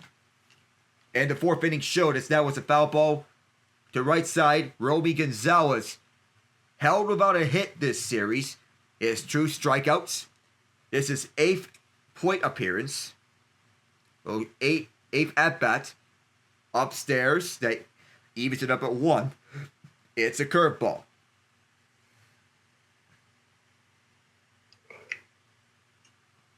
The 1-1 as Schlittler looks at first. There be a possibility of trying to catch someone off guard. 1-2, and that'll get the Death Star loaded up. Bottom left corner that time, and the fans getting onto the feet. Of course, the fans embracing the Evil Empire nickname. That's evidenced by the Death Star. The sounds they use to fire up the crowd. Here, 1-2, upstairs. Makes it a 2-2 count. It's a fastball 98 this time. This next pitch will be Schlittler's 75th. So see how this fares for the Red Sox. Low at first, 2 outs. The pitch. And that is right over the second base side. Judge throws his second. Low is held there. First and second, 2 outs.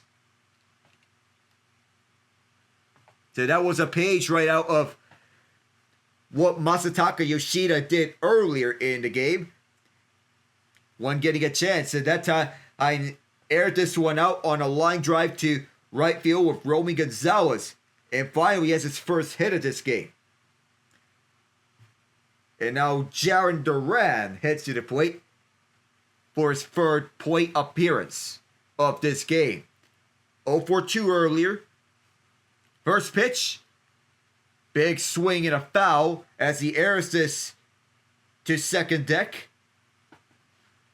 In this series, 1-for-9. Struck out 3 times. And the one time that he got on, he scored a run. We have yet to see a home run from him. But if he does find that home run, it'll be a 1-run game. Some Boston fans have made the trip. 0-1. And Duran fouls this back. And now we are back to hearing Death Star sounds. So who will show up here? Skywalker or Vader? 0-2 is the count. Blow at second. And Gonzalez at first. Duran at the plate. This will be Schlittler's 78th pitch. as he looks to second and delivers. Did he go? And he did! Struck him out! Got it on the inside. 100 on the fastball. Schlittler leaves Lowe and Gonzalez stranded. The Yankees have a chance to expand their 4-0 lead at the bottom of the 5th when we return. All right, we'll go ahead and take a look. Oh, yeah. He turned his hips and the ball went past, and the bat went past his hips. That's a swing. Striked out. See you later. Yep. See you later indeed. Oh, we say see you later. Well, we all say see you later, Padres. See you later, their Guardians. And the Padres, though, now that they are out, they have more questions than answers because this was their last gasp of air with this core, in all likelihood. And they just trade away a top prospect in the entire MLB to get Mason Miller. And yes, you got Miller, but seriously, Leo DeVries? Alec, I think AJ Preller is going to have to do what he did in 2016. You remember, after Preller Palooza in 2015, where he sold off everything he could just to get anything. Ironically, that's how they landed Fernando Tatis Jr. But again, there is going to be, honestly, they may have to think about moving someone, not Tatis, but see who will take Machado. Well, that's interesting because Machado's one of the better third basemen in the league, and anyone would want to get Machado. But if Preller were to deal Machado, he has to get a haul in return because his value is still huge. Now Slayton back at the mound for the Red Sox as Stanton drills this deep to center. Going back is Rafaela and makes the catch just shy at the warning tracks. Fans thought he had a home run. I thought he had a home run. Well, just a few feet shy. The Yankees are 118-7 all time in the postseason when they led by at least 4 runs. The last time they lost when leading by at least 4 runs, we all remember that one. It was hilarious. Even if it was the Dodgers, even if it was the Dodgers winning, it was hilarious. And here's Rice. Not a chance this time. Rafaela just had to take several steps. 2 pitches, 2 outs for Justin Slayton here in the bottom of the 5th. So now, after Stanton and Rice were put away, here's Ahmed Rosario onto the plate, the former New York Mets. Here's the first pitch, and that was in there for Slayton. Just fit it inside the right line on the cutter. 1 for 5 this series, an RBI and a run. 6 home runs this regular season as Rosario fouls this one towards right field. That makes it 0-2. Slayton has stepped up his game here as soon as he got onto the mound in this game with the Red Sox. But if the Red Sox were to mount a miracle, they need to have their bats show up ASAP. It's not like this as Rosario takes ball 1. It's not like the Red Sox and the Yankees are it's not like the Red Sox and the Dodgers are comparable because the Dodgers have elite bats. The Red Sox, they have a true ace pitcher. The Dodgers also have a true ace pitcher. Dodgers have superstar talent at their disposal. The Red Sox, they're building on a young core.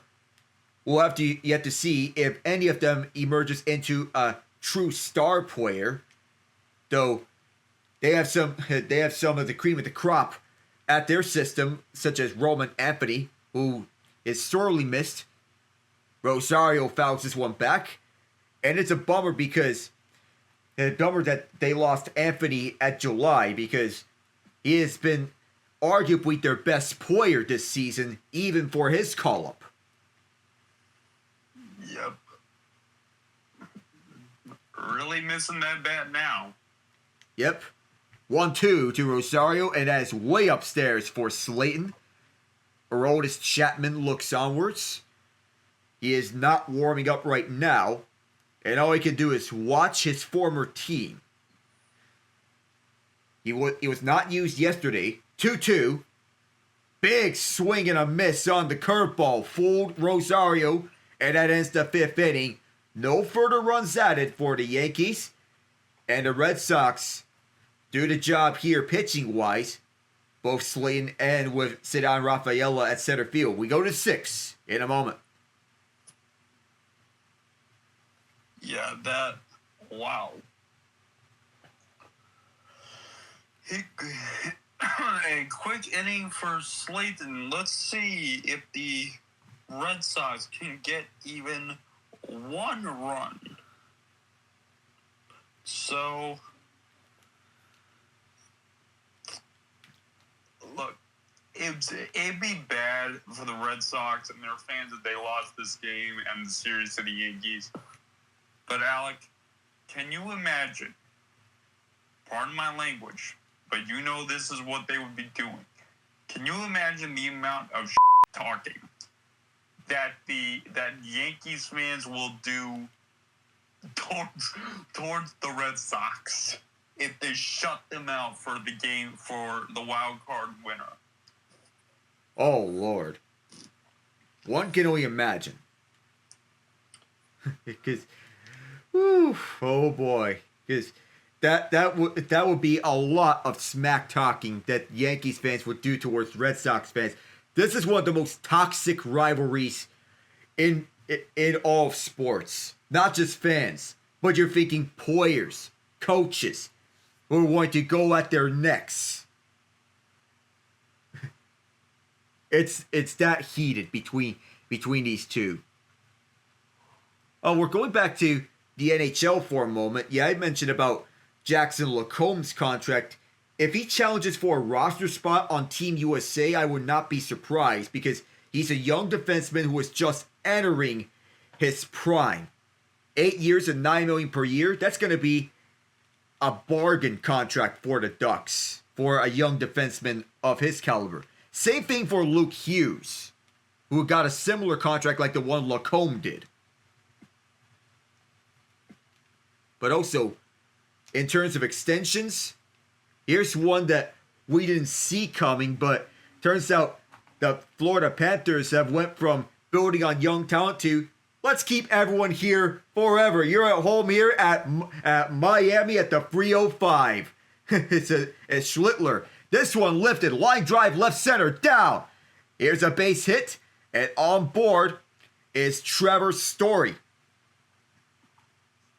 And here he adds to his story, no pun intended. The boos raining down, and Ian, you know who's coming up.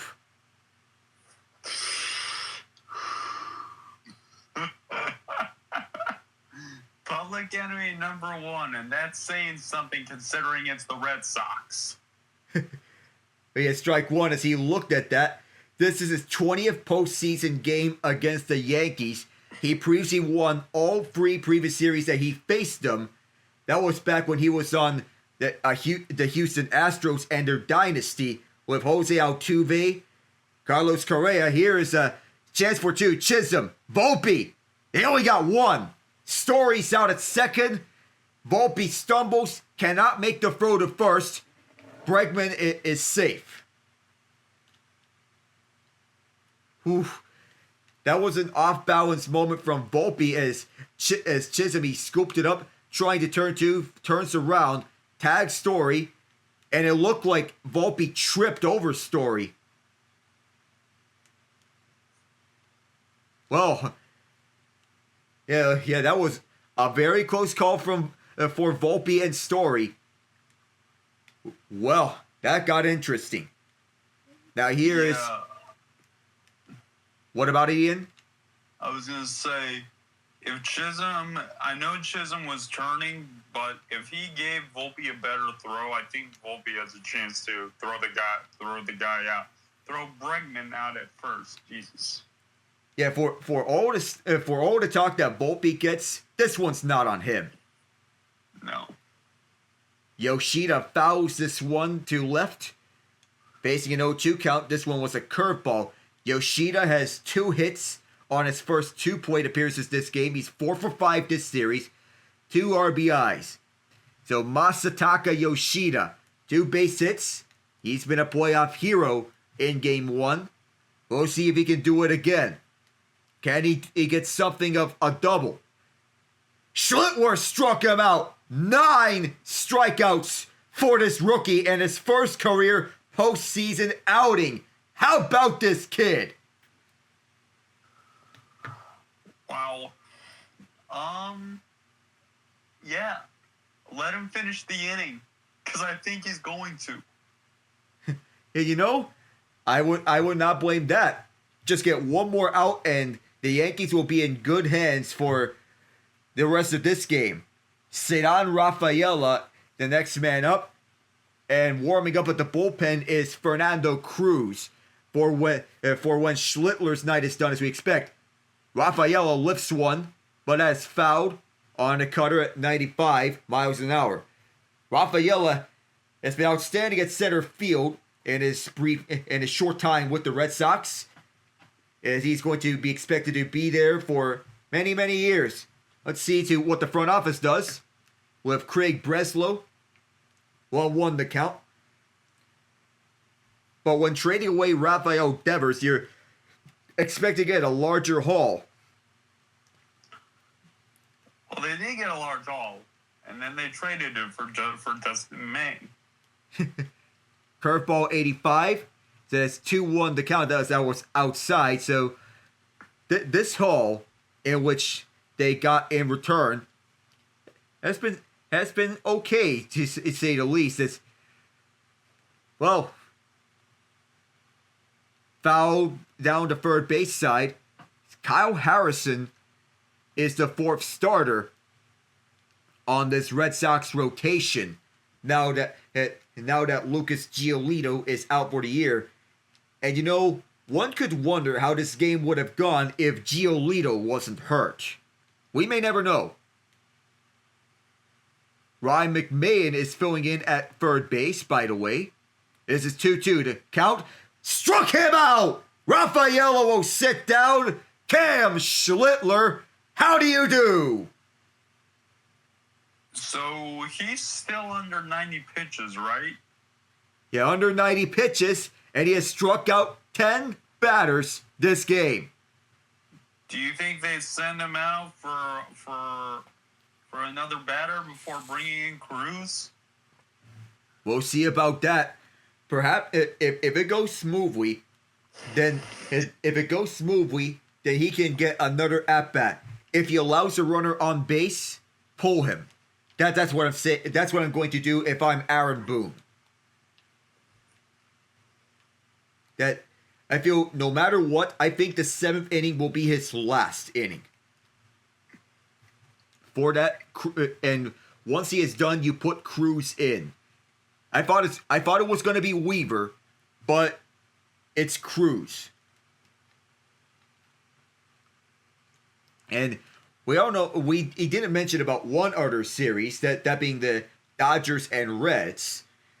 And quite possibly the Dodgers this year, they are the exact opposite of last year. Last year it was a bare bones starting rotation, but an elite bullpen come playoff time. This year, elite starting rotation, the bullpen has been an eyesore to watch. Most of the additions that they brought in didn't work out, and the only addition that quite possibly panned out for them was Blake Snell, and he showed that in Game 1 of that series against the Reds. Yeah, but wow. Cam Schlittler, kid, you have just become... This is... I don't have a good comparison. But this is a legendary outing for you. 6 innings of shutout baseball. I don't see how Yankees fans could have asked for anything better. Yeah, no Garrett Cole, no Clark Schmidt, no problem. If they're going to carry on with a 3-man rotation, this is their go-to number 3. And then for day 4, they'll have to make a decision if they're going bullpen or if they're going to restart the order. Here is the 7th inning as we started off. And strike 1 on the right line, Steven Matz, a former Met acquired from the St. Louis Cardinals. 3.05 ERA in 53 regular season games. Split between St. Louis and Boston as this one's low. Well, you know a former Met where you can get one. 1-1. Jazz right over Gonzalez, and that is a base hit. So that dangerous speed is on board. Line drive right over Romy Gonzalez as he lifted that one. Right over Gonzalez's catching glove. And he stayed with it the entire way, and now you get threatening base running on board. Don't be surprised if he tries to steal second base. And Matz tried to pick him off, and that was a slow-moving throw. Jazz made no attempt to jump.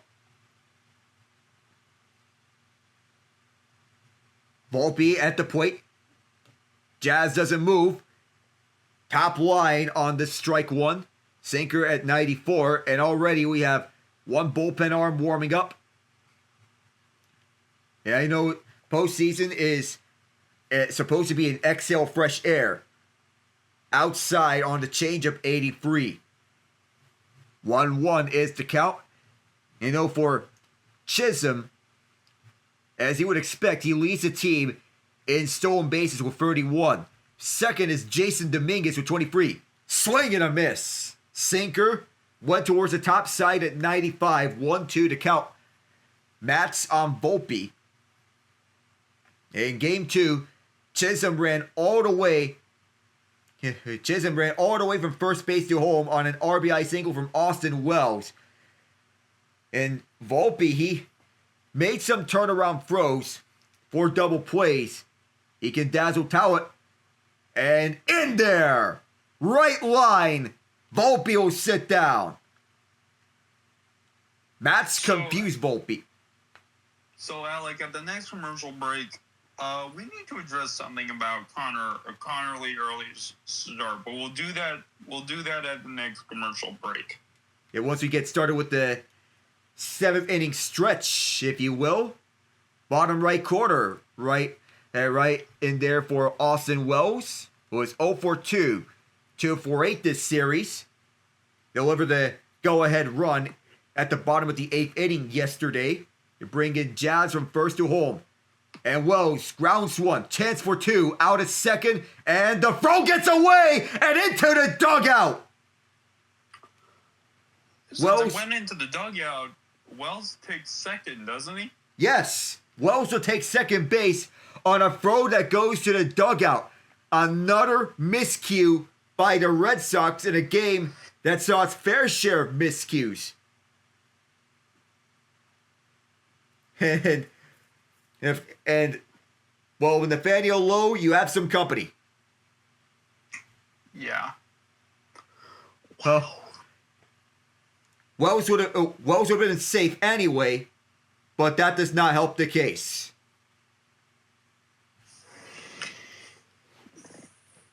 Strike 1 on the curveball. But and while Trevor Story has had an outstanding year, that was not a good look when he threw that one away on a chance for 2. Trent Grisham and his fancy mustache on the plate this time. Sinker to the right slightly, 1-1. Yeah, it's 4-0 Yankees. Runner at second is Wells. Off the error. It's officially 2 errors by the Red Sox. That Bermuda Triangle, which fell, is not scored as one because that was a tough play for Rafaela. That is a little bit to the bottom. 2-1 the count up against Grisham. 12 pitches for Mats. Runner at second with 2 outs. And Aaron Judge is on deck. 2-1. Grisham pops it up towards third. And right there is Bregman. He makes the catch and retires his side there. All right, so we're at the commercial break now. We need to address something because yes,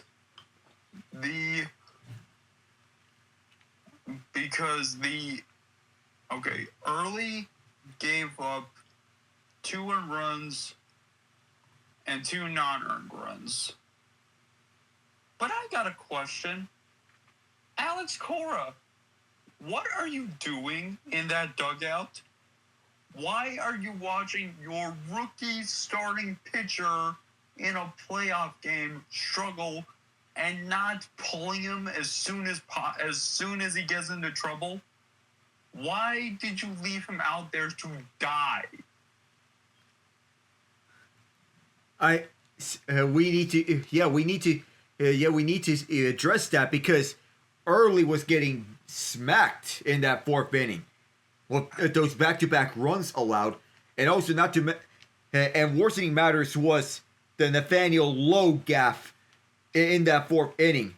That was not on him, but because Lowe was worsening matters, but Early was left out to just rot. Yeah, as soon as Giancarlo Stanton came in to score and made it 2-0, you should have pulled him right there, not left him out to accrue 31 pitches in an inning. 31. That is the detriment of Alex Cora, in which you pull a pitcher long after the damage was already done. And that is not what a manager should do.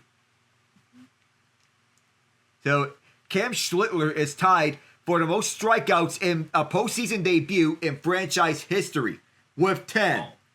Oh, kid. I hate the Yankees, but kid, make history. Make history.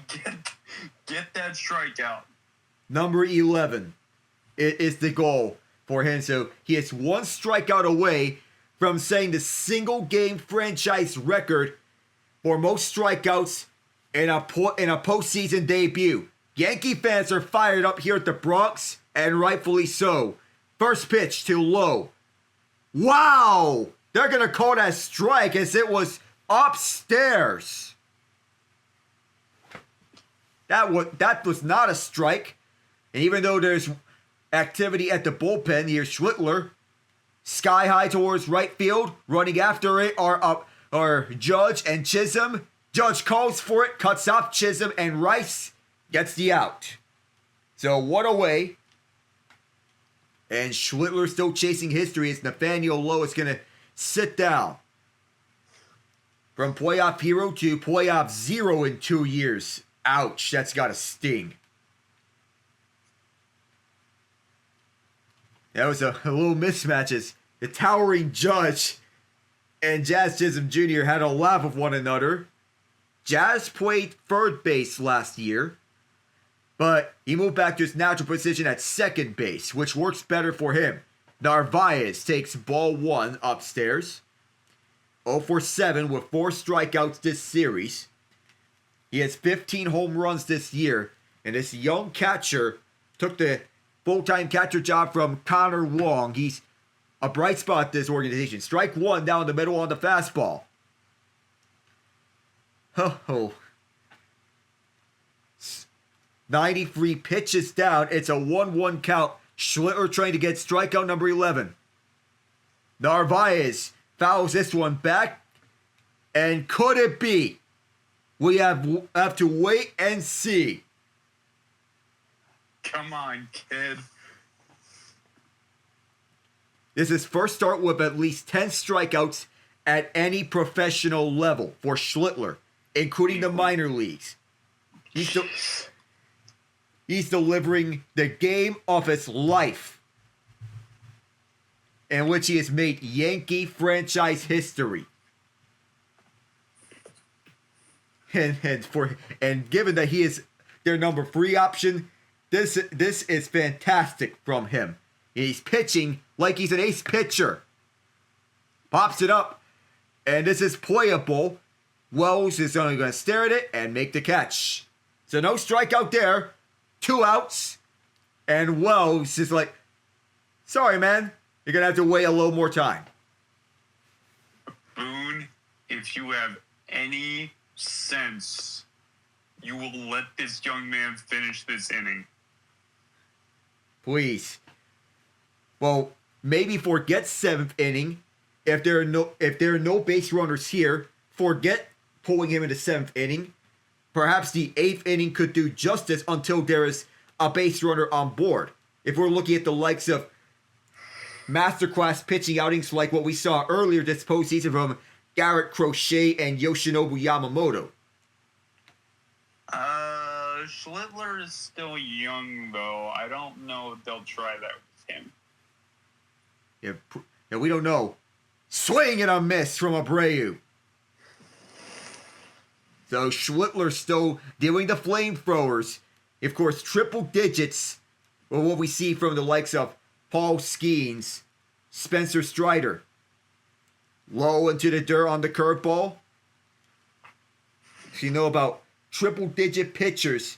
You see this a lot from relievers, but rarely do we see from starting pitchers. Well, you're Abreu wanting to break this streak outside on the fastball, 98. If the Yankees hold on to this, they'll be headed to Toronto. You remember the Red Sox had a 9-4 record against the Yankees in the regular season. And it looks like the Yankees can overcome that. Swing and a miss! And that's exactly what Yankee fans are looking forward to from this young kid. All right, kid, dial it up. It'll be even more special because this next pitch will be his 100th pitch. If he gets the strikeout here on his 100th pitch, that could set the franchise record. Can he do it? Fans on their feet. Want to see history made. The 2-2. Yes, sir! There it is! A new franchise record for Ken Schlittler! Woo! 7 innings, 100 pitches, 0 runs, 11 strikeouts, franchise record. Cam Schlittler, had yourself a day. Have yourself a night. And as we see him walking, yep, kid, just go and hit the showers early. You earned it. Oh, that's just gotta feel good for the kid. 11 strikeouts on exactly 100 pitches, and we assume that his night is done. So now the Yankees are gonna trust their bullpen. We'll see who they put in from the onto the mound in the 8th inning, if in the likely case that they do that. But Schlittler has set up the Yankees on an amazingly good position. 7 innings of shutout ball with 11 strikeouts, a new franchise record for most strikeouts in an MLB postseason debut in Yankee history. This kid is something else. Oh, man. That's just his... And the Yankees get another stud pitcher. It's not fair. It's not fair, Alec. Oh, my goodness. I mean, Steinbrenner money. That's how it is. Goodness gracious. And to think that I had Max Fried going to either the Cubs or the Rangers in the winter last year. Well,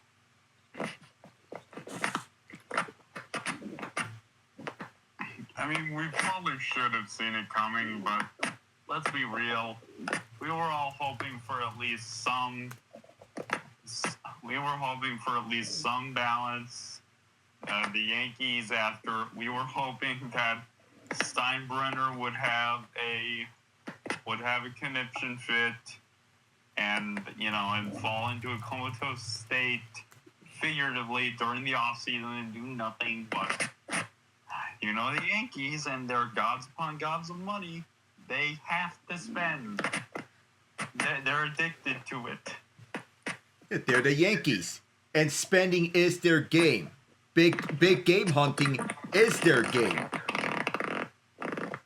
So, in the rare times in which they develop someone, well, it does usually pan out. Last year was Luis Gil, but he's been injured for most of the year, and they did not put him on the active roster for this series. But Schlittler has been something else, and probably I might say that he may be turning out to have eclipsed Gil on the starting rotation. Gil may likely be relegated to long reliever if he's going to be on the roster. The question now is, or are they going to send down? I still say you send out Fernando Cruz. Oh. In any case, because I know Yankee fans are frustrated with Will Warren, and for good reason, honestly. Because, what an outing from this young kid. As we see from dominant pitchers, well, we just saw a dominant outing from the young kid. And Aaron Boone, all fired up after the top of the 7th inning. The Yankees in cruise control. We'll see who the Red Sox set out to the mound for the bottom of the 7th. The Yankees 6 outs away from heading up north. And the captain is out there at the plate. He has yet to hit a home run. First pitch is a strike from Greg Weissert, who is on the mound for the Red Sox. Everybody from Boston's bullpen is available, with the exception of Garrett Whitlock, who threw 47 pitches last game. Judge went low and missed, makes it 0-2. So Whitlock, who normally is one of the best relievers on the Red Sox, he gave up a run for the first time since mid-August last game. Was not used in game 1 because of how long Crochet went, and Judge didn't go. The umpire calls it a ball, as it was just barely outside the bottom left corner. 1-2.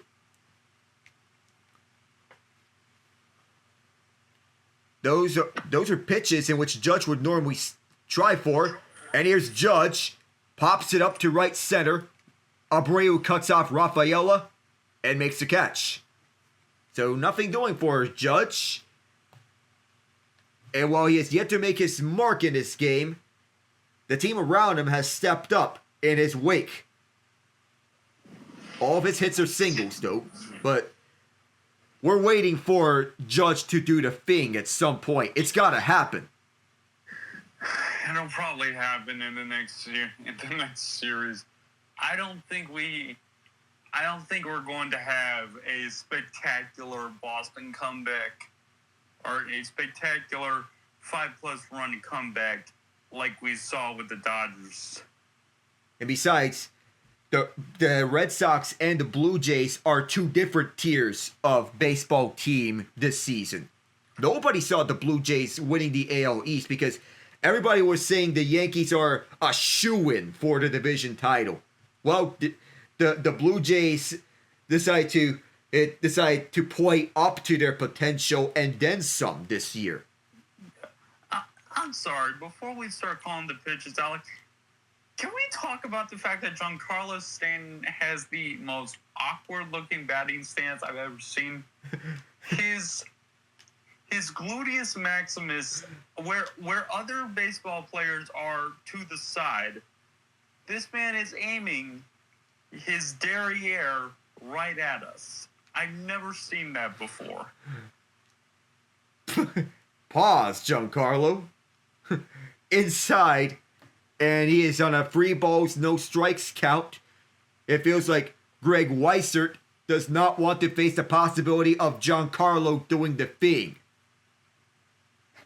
We know he elevates this game in the postseason. We haven't seen that. There's a strike on a sinker at 95. Bottom of the 7th, 2 outs. And we yet to see how if he's going to do it.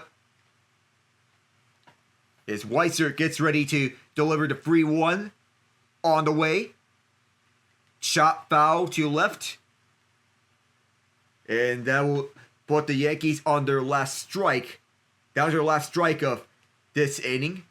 Before we turn it over to the top of the 8th, where likely the Yankees will hand it off to their bullpen. There were some arms warming up in the case Schlittler was pulled. But in all likelihood, we'll see a different arm for the Yankees. 3-2. Broken bat to Story. He's going to make the throw all the way to first. And that's it for the 7th. So for the 8th, we'll bring it back to the Red Sox to see if anything happens. They'll be up against it, down by 4 runs. We'll be right back.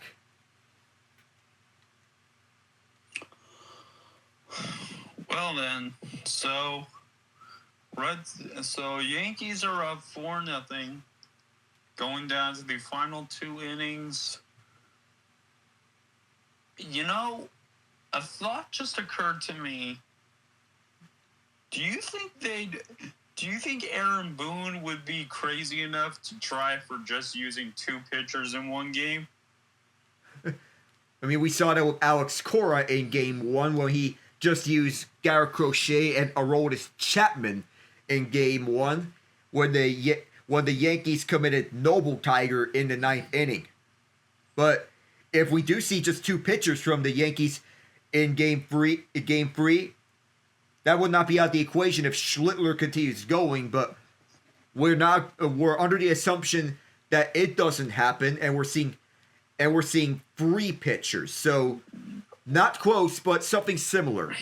Well, I was actually thinking, do you think he tries and gets 6 outs with 1 reliever? Who could exactly be up for that task if with just with 2 innings for a 6-out save in that case? We'll have to see from their bullpen. I don't know the Yankees bullpen well enough. I would. Let's see. Bednar pitched yesterday. Yeah, I don't know. Yeah, go ahead and skip that. Yeah, let's just not think about that. 3 pitchers. I'm ahead of you. I'll tell you that right now. You're just watch. Well, every fan is every fan is on their feet for this 8th inning, and Aaron Boone has made up his mind. Well, Cam Schlittler's night is not done yet. He's at 100 pitches, and one of the fans is holding up a sign saying, "Let's finish this, Schlitt." So, and this is the assumption that he's still going, and he immediately throws a strike on his 101st pitch. The sinker's at 97. And what an outing for this kid. Top of the 8th, still going. We're seeing a legendary performance from the rookie. Ball 1 towards Romy Gonzalez, who has a hit. 102 pitches for the 23-year-old, who is downing, who is putting up a legendary night on his hometown team. The 1-1. Swing and a miss. The fans love that. 1-2 now to count. A lot of swings and misses he is forced on the night, no matter which batter it is, and fans are standing up, appreciating his legendary outing from Schlittler. Top of the eighth, 1-2 count. The pitch, low, 2-2. That was a cutter, but what a night it's been. We were not expecting something like this to happen, but sometimes we just have to expect the unexpected. Even count, 2-2. The pitch, another one. His 12th.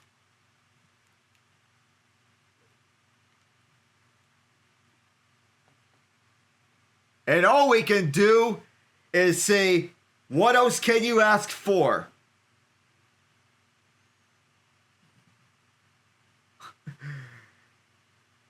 We're all just sitting here in awe of what we're witnessing from this masterclass.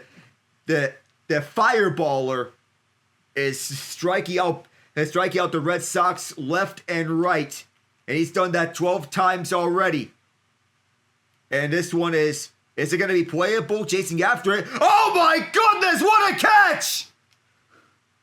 Right into the Red Sox dugout goes Ryan McMahon! Are you kidding? Wow! Oh my god! Oh my god! That's the catch of the night, Ian. Yeah, just. Oh, mercy! That was larceny, Ian. I'm getting flashbacks. So Mike Moustakas in the 2014 ALCS against the Orioles. What a play by McMahon, and Schlittler gives him the thumbs up. And you know what? How about let him finish the inning? Why not? Go for it. First pitch to Story. On the ground to Volpe. This will end the eighth. And the place goes crazy. Alec,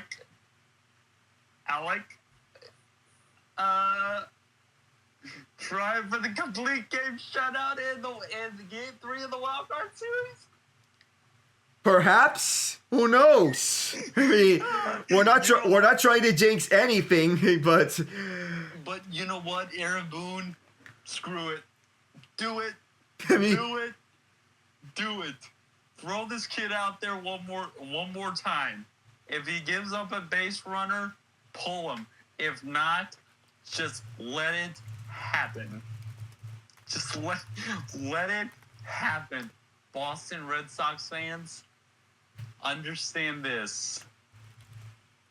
You are about to be in for a complete and utterly humiliating and miserable offseason. oh Mike, this game, even though this wasn't a close game that we were thinking, but this moment here in a do or die moment. Well, I talked to some of my friends I talked to two of my friends who are Yankee fans. One of them predicted that Schlittler was going to have a legacy game. Well, I think he got his wish and then some. A legacy game. We just saw a legacy game.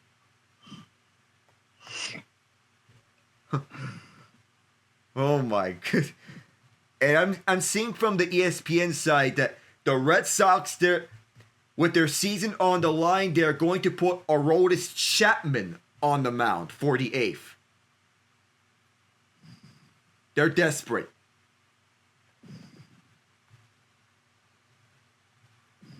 And I didn't have enough time to mention the Panthers because, they went from develop young core to let's lock up everybody here for the rest of their NHL playing years, because they just extended Nico Mikkola on an 8-year, $40 million total contract, $5 million cap hit. So he's going to stay put at Miami up until he's 38. My goodness, the former Blue gets paid. And now, Paul Goldschmidt faces Aroldis Chapman, who immediately delivers a dart to the bottom right corner. It is 0-1. There's 4-0 Yankees, and even though Thursday Night Football is underway, our main focus is on this clinic. Grounded up the middle for a base hit. Goldschmidt gets on board to first. And you can already hear Yankee fans already reaching to their phones, typing en masse.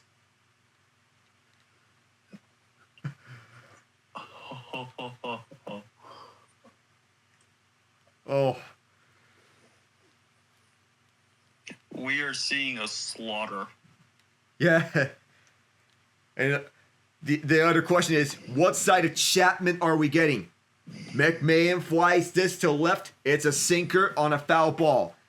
So Ryan McMahon, one of two players the Yankees got from the Colorado Rockies, the other being Jake Bird, who didn't pan out, and he is on the inactive roster.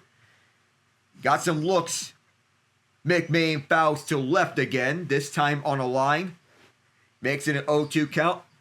And McMahon is wearing the old jersey number that Boone used to wear when he was a player back in 2003, when he hit the series winning home run in the 11th inning of Game 7 of 2003.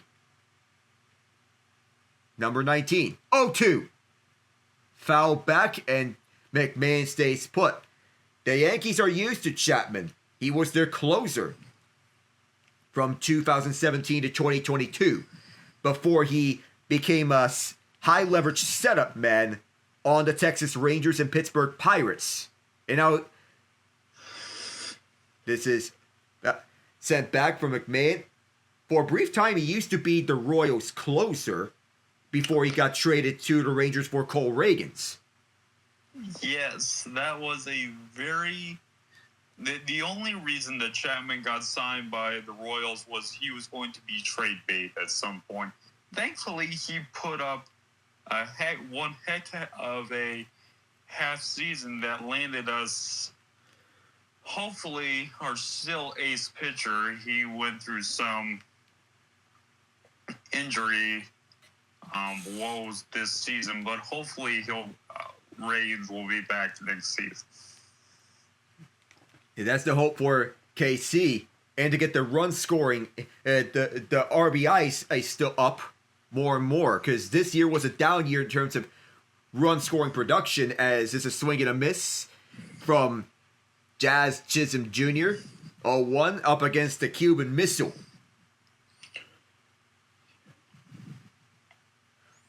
Aaron Judge can only watch in awe at the amazing game from Schlittler. 0-1. Another swing and a miss. Chapman gets the best of Chisholm. 0-2. As it puts Chisholm down to his last strike in all likelihood. He has two hits this game. On his 3 previous plate appearances. This is his 4th go-around. Up against Chapman, and fans are booing Chapman, as you would expect, because the former Yankee, is on the other side of this rivalry. Another former Yankee on the Red Sox being Rob Refsnyder. Not on their lineup tonight, but he was in the first 2 games. The 0-2. A bouncer past the right field foul line. So Chisholm will stay a put. We'll see how Chapman will deliver this time. Fans on their feet. There's no seat that is occupied right now, because nobody is sitting down, at least all around. Right line. Chapman knocks out Chisholm. 2 at-bats, 2 strikeouts for the Cuban Missile. Save for that base that he gave up. And now he has to go up against one more. Paul Goldschmidt hitting in place of Ben Rice. We'll see if Goldschmidt can cap off his career with a World Series title with the Yankees. He signed here on a 1-year deal. First pitch, skied up from Volpe. And that makes it 0-1 as it was fouled back. No home runs in this game. But it's been exciting enough to watch this series. Every game has been must watch for every reason. The 0-1. Outside on a splitter, 91 miles an hour. And Connor Wong helped them get back his command. And he delivered arguably the best season of his career at age 37. And got himself back to being the team's closer. The 1-1. Outside, that was a fastball or a sinker at 99. It becomes a 2-1 count. Chapman, known for his flame-throwing fastball, he has the fastest fastball recorded in the MLB history at 106 miles an hour. That was back when he was with the Cincinnati Reds. 2-1 is the count. Up against Volpe, who's 1 for 3 in this game. The 2-1. Volpe makes it 2-2 as he fouls his one to right. Chapman is at 15 pitches now. Ideally, yes, if you want to put him at a maximum of 20 pitches. Every pitching coach that he has had wanted to have him focus more on his... The concern with Chapman was on his control. And swing and a miss. And Goldschmidt was trying for second base. Chapman strikes out all 3 batters afterwards after putting Goldschmidt at first. And that will get the Yankees on a non-save situation for the top of the 9th. But to finish the job, we'll see if Schlittler stays or if they put in Bednar. We'll be right back.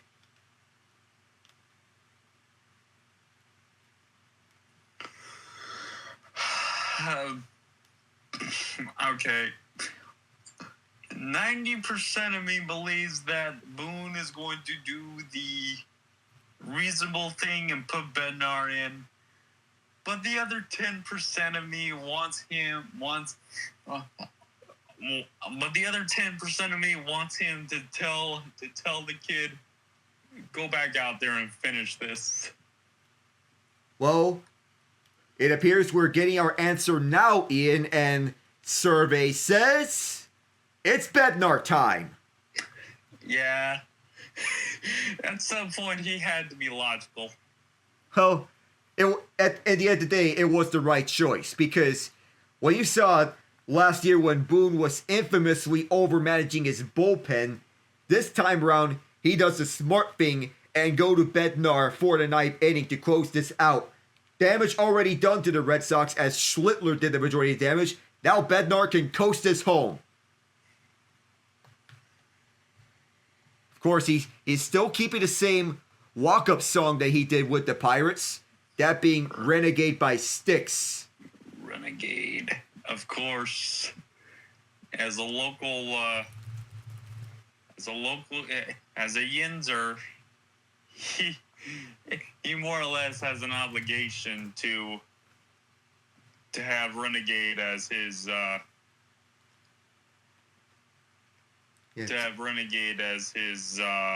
walk-up music. Yep. Yesterday saw Mookie Betts had a clinic on the Cincinnati Reds where he went 4 for 5 with 3 doubles.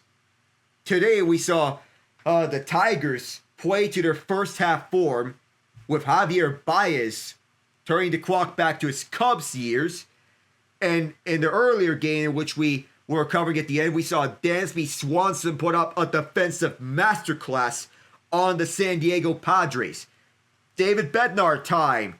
As here's the first pitch. It is low for Alex Bregman. Public enemy number 1 at the Bronx. Still, after all these years. .230 ERA for Bednar in 64 games played. 8% walk rate. In there, just barely by the left line. 1-1. And the Yankees, they were hungry for old school starting pitching. They got that with Schlittler and with Bednar. Just barely outside the bottom left corner that time. It was a curveball. And Bednar is an old school pitcher.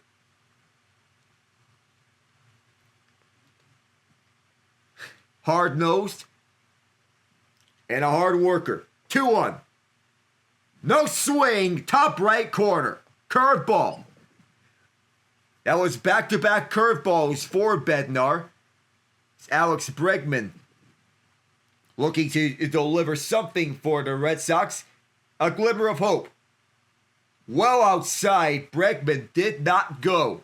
He thought about it, but he quickly retracted because it was way outside the zone, and Bregman's going to call timeout. It is a full count for the former Houston Astro, who came over to the Red Sox on a 3-year deal. It has an opt-out after the first year, however. Priority number one has to be re-signing Bregman, no matter what, for the Red Sox. Payoff.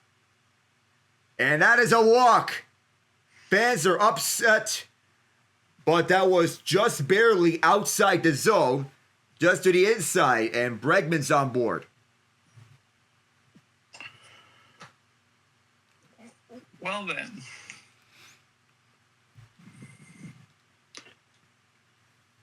In postseason history, there's only one pitcher with at least 8 scoreless innings pitched where he did not walk a batter and had 12 strikeouts, as this one's down the middle. So there's only one pitcher, and that pitcher is the man that took the show by storm tonight, Cam Schlittler. He's the first one. Yoshida grounds one to second, chance for 2. Volpe out at second, but replace Bregman with Yoshida at first base. It is a fielder's choice. That's the second time in which a chance for a double play was not made, but this time there was nothing of. But this time there was nothing of a bad look for Chisholm. It was a late throw from Chisholm, though this was a one-hopper to second base that puts away Bregman. Now here is Raffaello, takes strike one, the top line on the curveball. Fitted perfectly. Raffaello has been held hitless in this series. The 0-1. Grounder to first. Is it going to be a foul ball? It's going to be ruled as such, and Goldschmidt, none too pleased about it. He wanted it to be playable because if he grabbed that, he would have stepped on the bag and put away Raffaello.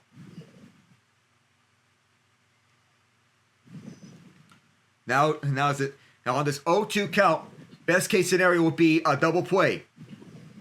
Downstairs on the splitter for Bednar towards Raffaello. This young center fielder with a bright future ahead of him with this Red Sox team. They were hoping to get Roman Anthony back, but it just wouldn't budge here for the series. Big swing and a miss. Raffaello will sit down, and the Red Sox's season is down to 1 out.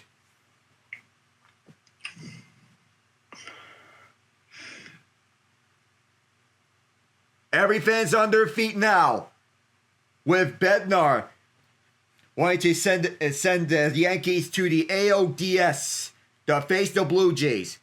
Nathaniel Lowe represents the Red Sox's last hope. Strike one on the curveball, no swing from Lowe. It's a disappointing finish to last year for the Yankees, but they're wanting to start a revenge tour with this series victory over their longtime nemesis. Lowe puts this in the air. This is playable. On the left field line, caught by McMahon. Cam Schlittler downs his hometown team and sends the Yankees to Toronto to face the Blue Jays in the ALDS.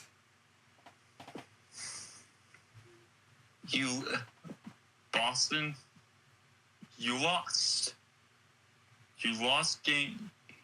You lost to the Yankees. You lost to the Yankees in the wild card series. You lost to the Yankees in the wild card series with their pitcher throwing 8 innings of elite ball. Boston, you lost to the Yankees in the wild card series with their pitcher throwing 8 innings of elite ball and shutting you out. Why am I repeating everything in that statement? Because I want Boston fans to understand what just happened to you. You were embarrassed. Oh, this was humiliation aplenty in this winner-take-all game. Whew. Yikes. I honestly don't. You know what? And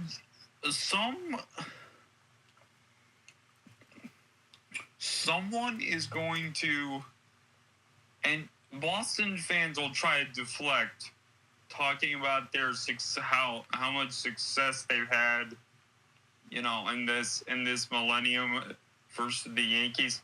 And that's true. You bested them more times than they bested you in this millennium. But today, it's theirs. You lost. So, the smack talking will resume. And it will resume in earnest. Oh, yep. We know all Yankees fans are going to go here. Because for them, this is their first playoff series win over the Red Sox since Aaron Boone's home run in 2003. Yeah, and I will say this. You know what? For all of the criticism about Aaron Boone as a manager, rightfully so, this man just beat Boston in the playoffs, in a wild card series. That may not earn him a lot of grace, but it should definitely put some respect on his managerial career, at least a little bit. Now we know the ultimate goal for Yankees fans is the 28th title. But the man just beat Boston. Yep. That can't be said enough. He beat Boston and after on his third try as a manager. After 2018 with that cycle. After 2021. After the Red Sox let go of Mookie Betts. And before they let go of Xander Bogaerts. And now this year, with this Yankee team, one of the best that they've ever looked this season, they beat Boston. Their longtime nemesis. That has to speak to something for Aaron Boone. And it puts some respect onto him. And honestly, yes, you're right. It does put respect into him. And the way that he handled the bullpen throughout this run. It also helped that Cam Schlittler gave him 8 innings of shutout ball. I mean, he didn't really have to think about what deployments he was going to use, and that's neither here nor there. Yep. It's Cam Schlittler. Whew. Oh my goodness. 4-0. The final here. The Yankees win Game 3 and advance to the ALDS. And I'll say, this division series, let's call a prediction ends here right now. So let's start off. So first series, Phillies versus Dodgers. Who takes it?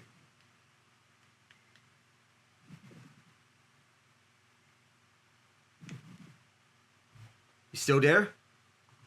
Yeah, I'm here. Sorry. So I switched after the game. I switched over to the Rams and 49ers, which is tied at 20 in the fourth.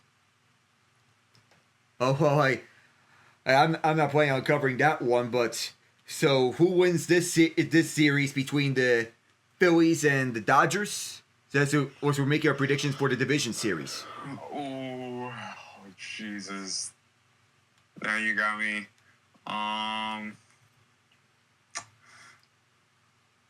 You know what? As much as I'd love the dynasty to get stopped before it got started, I cannot stand Philadelphia sports fans. So, Dodgers, you get to survive one more round. Oh, could we say 4, 5? 6. It's this series is gonna go 6. Wait, it's a best of 5. Oh, right. Sorry, I forgot. It's not 7-game series like the NBA or the NHL. I'm gonna say 5. Yeah, I could realistically see this going to 5 games. This is going to full 5 games. Though, I'll say, this can go either way. I think it all depends on who is hotter at the end of it all. And as much as I don't dislike Philadelphia sports, I feel whoever was going to have home field advantage in this series, I think wins it, and I think Philadelphia takes it. It can go either way, though, and I would not be surprised if the Dodgers win it. But they got to fix their bullpen issues, and fast. Yeah. The Dodgers bullpen. Oh, boy. Oh, my God, Dave Roberts. This isn't even Dave Roberts this time, in my opinion. It's just No, hot. it's not. Oh, my goodness. Christ. Yeah, so maybe the Dodgers don't survive the next round. I can tell you straight up who's going to who I got winning the series between the Brewers and the Cubs. I swear on everything, Milwaukee, if you do this again after the best regular season you've had in, I don't know in your franchise history, but it is most definitely, and it was most definitely one of your best. If you do not do this, I am going to rant. I am going to just shake my head and rant. You have got to do this. At least make it to the championship series. Yeah, at least. At least make it to the NLCS. If the Brewers can't put away the Cubs, and I know this is not going to be finished off easily, but the Brewers can't put away the Cubs, then we have to ask a lot of questions about this Brewers team.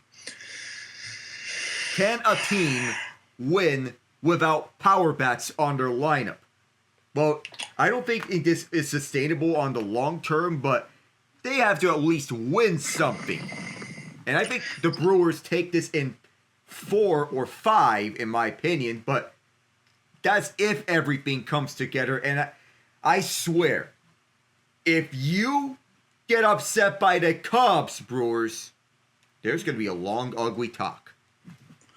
Yeah, from both of us. And honestly, John and Cooper have their own teams to worry about. But I would think they're in the same line of thinking as us. Because what else do you need? Or what else at some point your stockpile of elite pitching prospects is going to run out. This is it.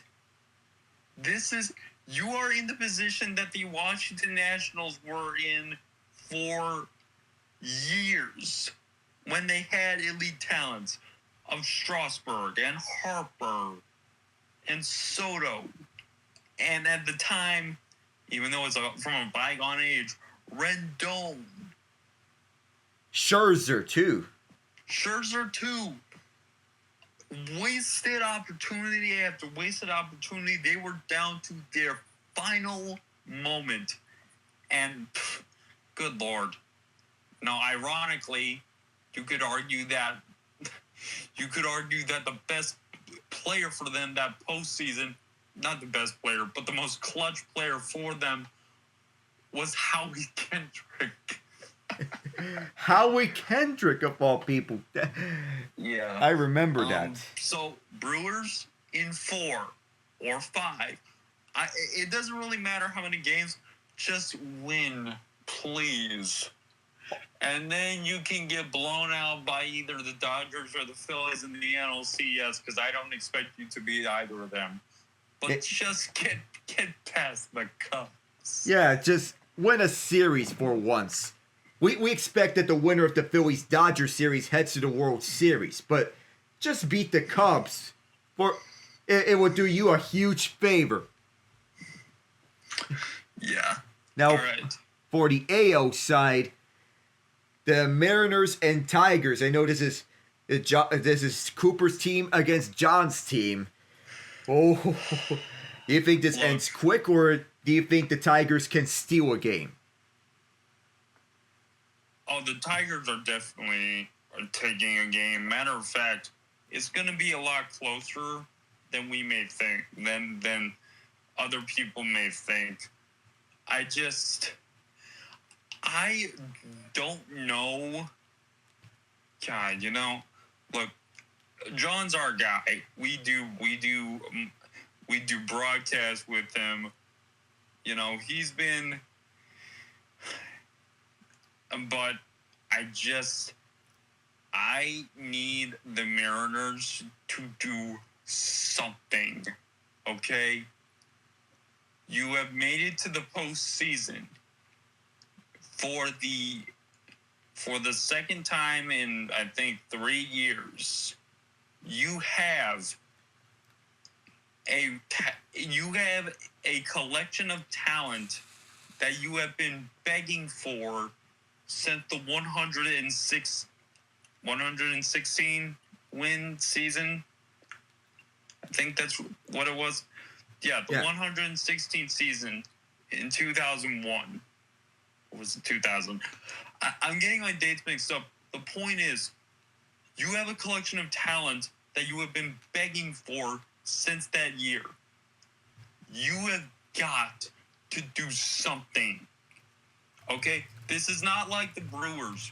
You have to make it to the World Series. Otherwise, your time will be coming to an end. Yeah, that's how we see either both of us.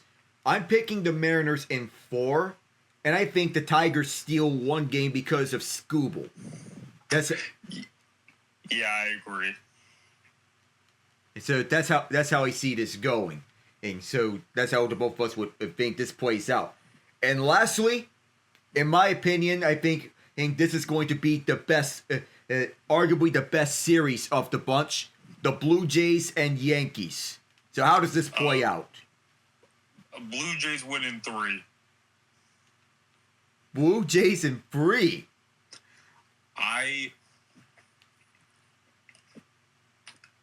This is simply said out of hatred for the Yankees. You beat Boston. Congratulations. Now I want you to suffer humiliation. Oh boy. This is going to get ugly fast. Oh my goodness, what you're thinking. Don't get me wrong. Look, in the first series, either New York or Boston was going to lose, and the moment with Cam Schlittler was was awesome. But now I am back.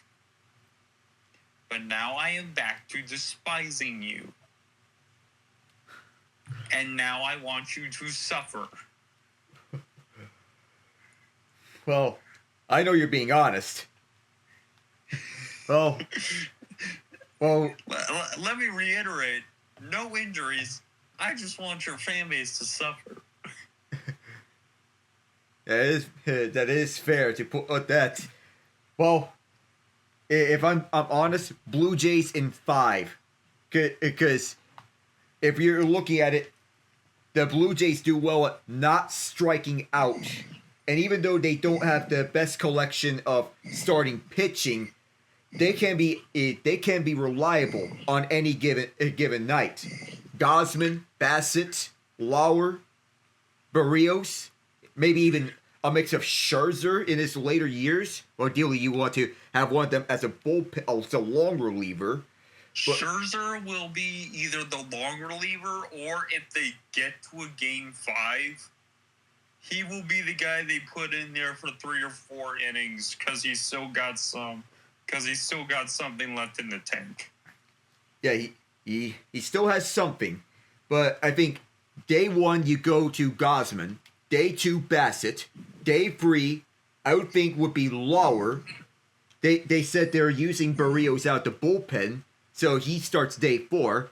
Then you go back to Gosman game 5, if it goes to full 5 games. Yeah, I agree. So, but yeah, Blue Jays in 3. That's my prediction. Simply out of hatred. It is not. There is no evidence. There is no stats. There is only my feelings. There is only my feelings of utter vitriol towards the Yankees. I know you're honest about it. Oh, plus we can expect more booing of George Springer. Oh, absolutely. But Blue Jays fans are gonna hail him as a hero if he has a classic in this series, like he had for Houston all those years ago. Oh yeah. Oh my! Eddie Pinheiro hit a 59-yarder. Yeah. Well, this is what happens when your kicker misses extra points. Looking at you, Joshua Carty. Oh, and to a lesser extent, Jake Moody. But it still feels weird seeing him having the second longest field goal in Super Bowl history. Moody, that is. That's going to be a trivia question. Oh.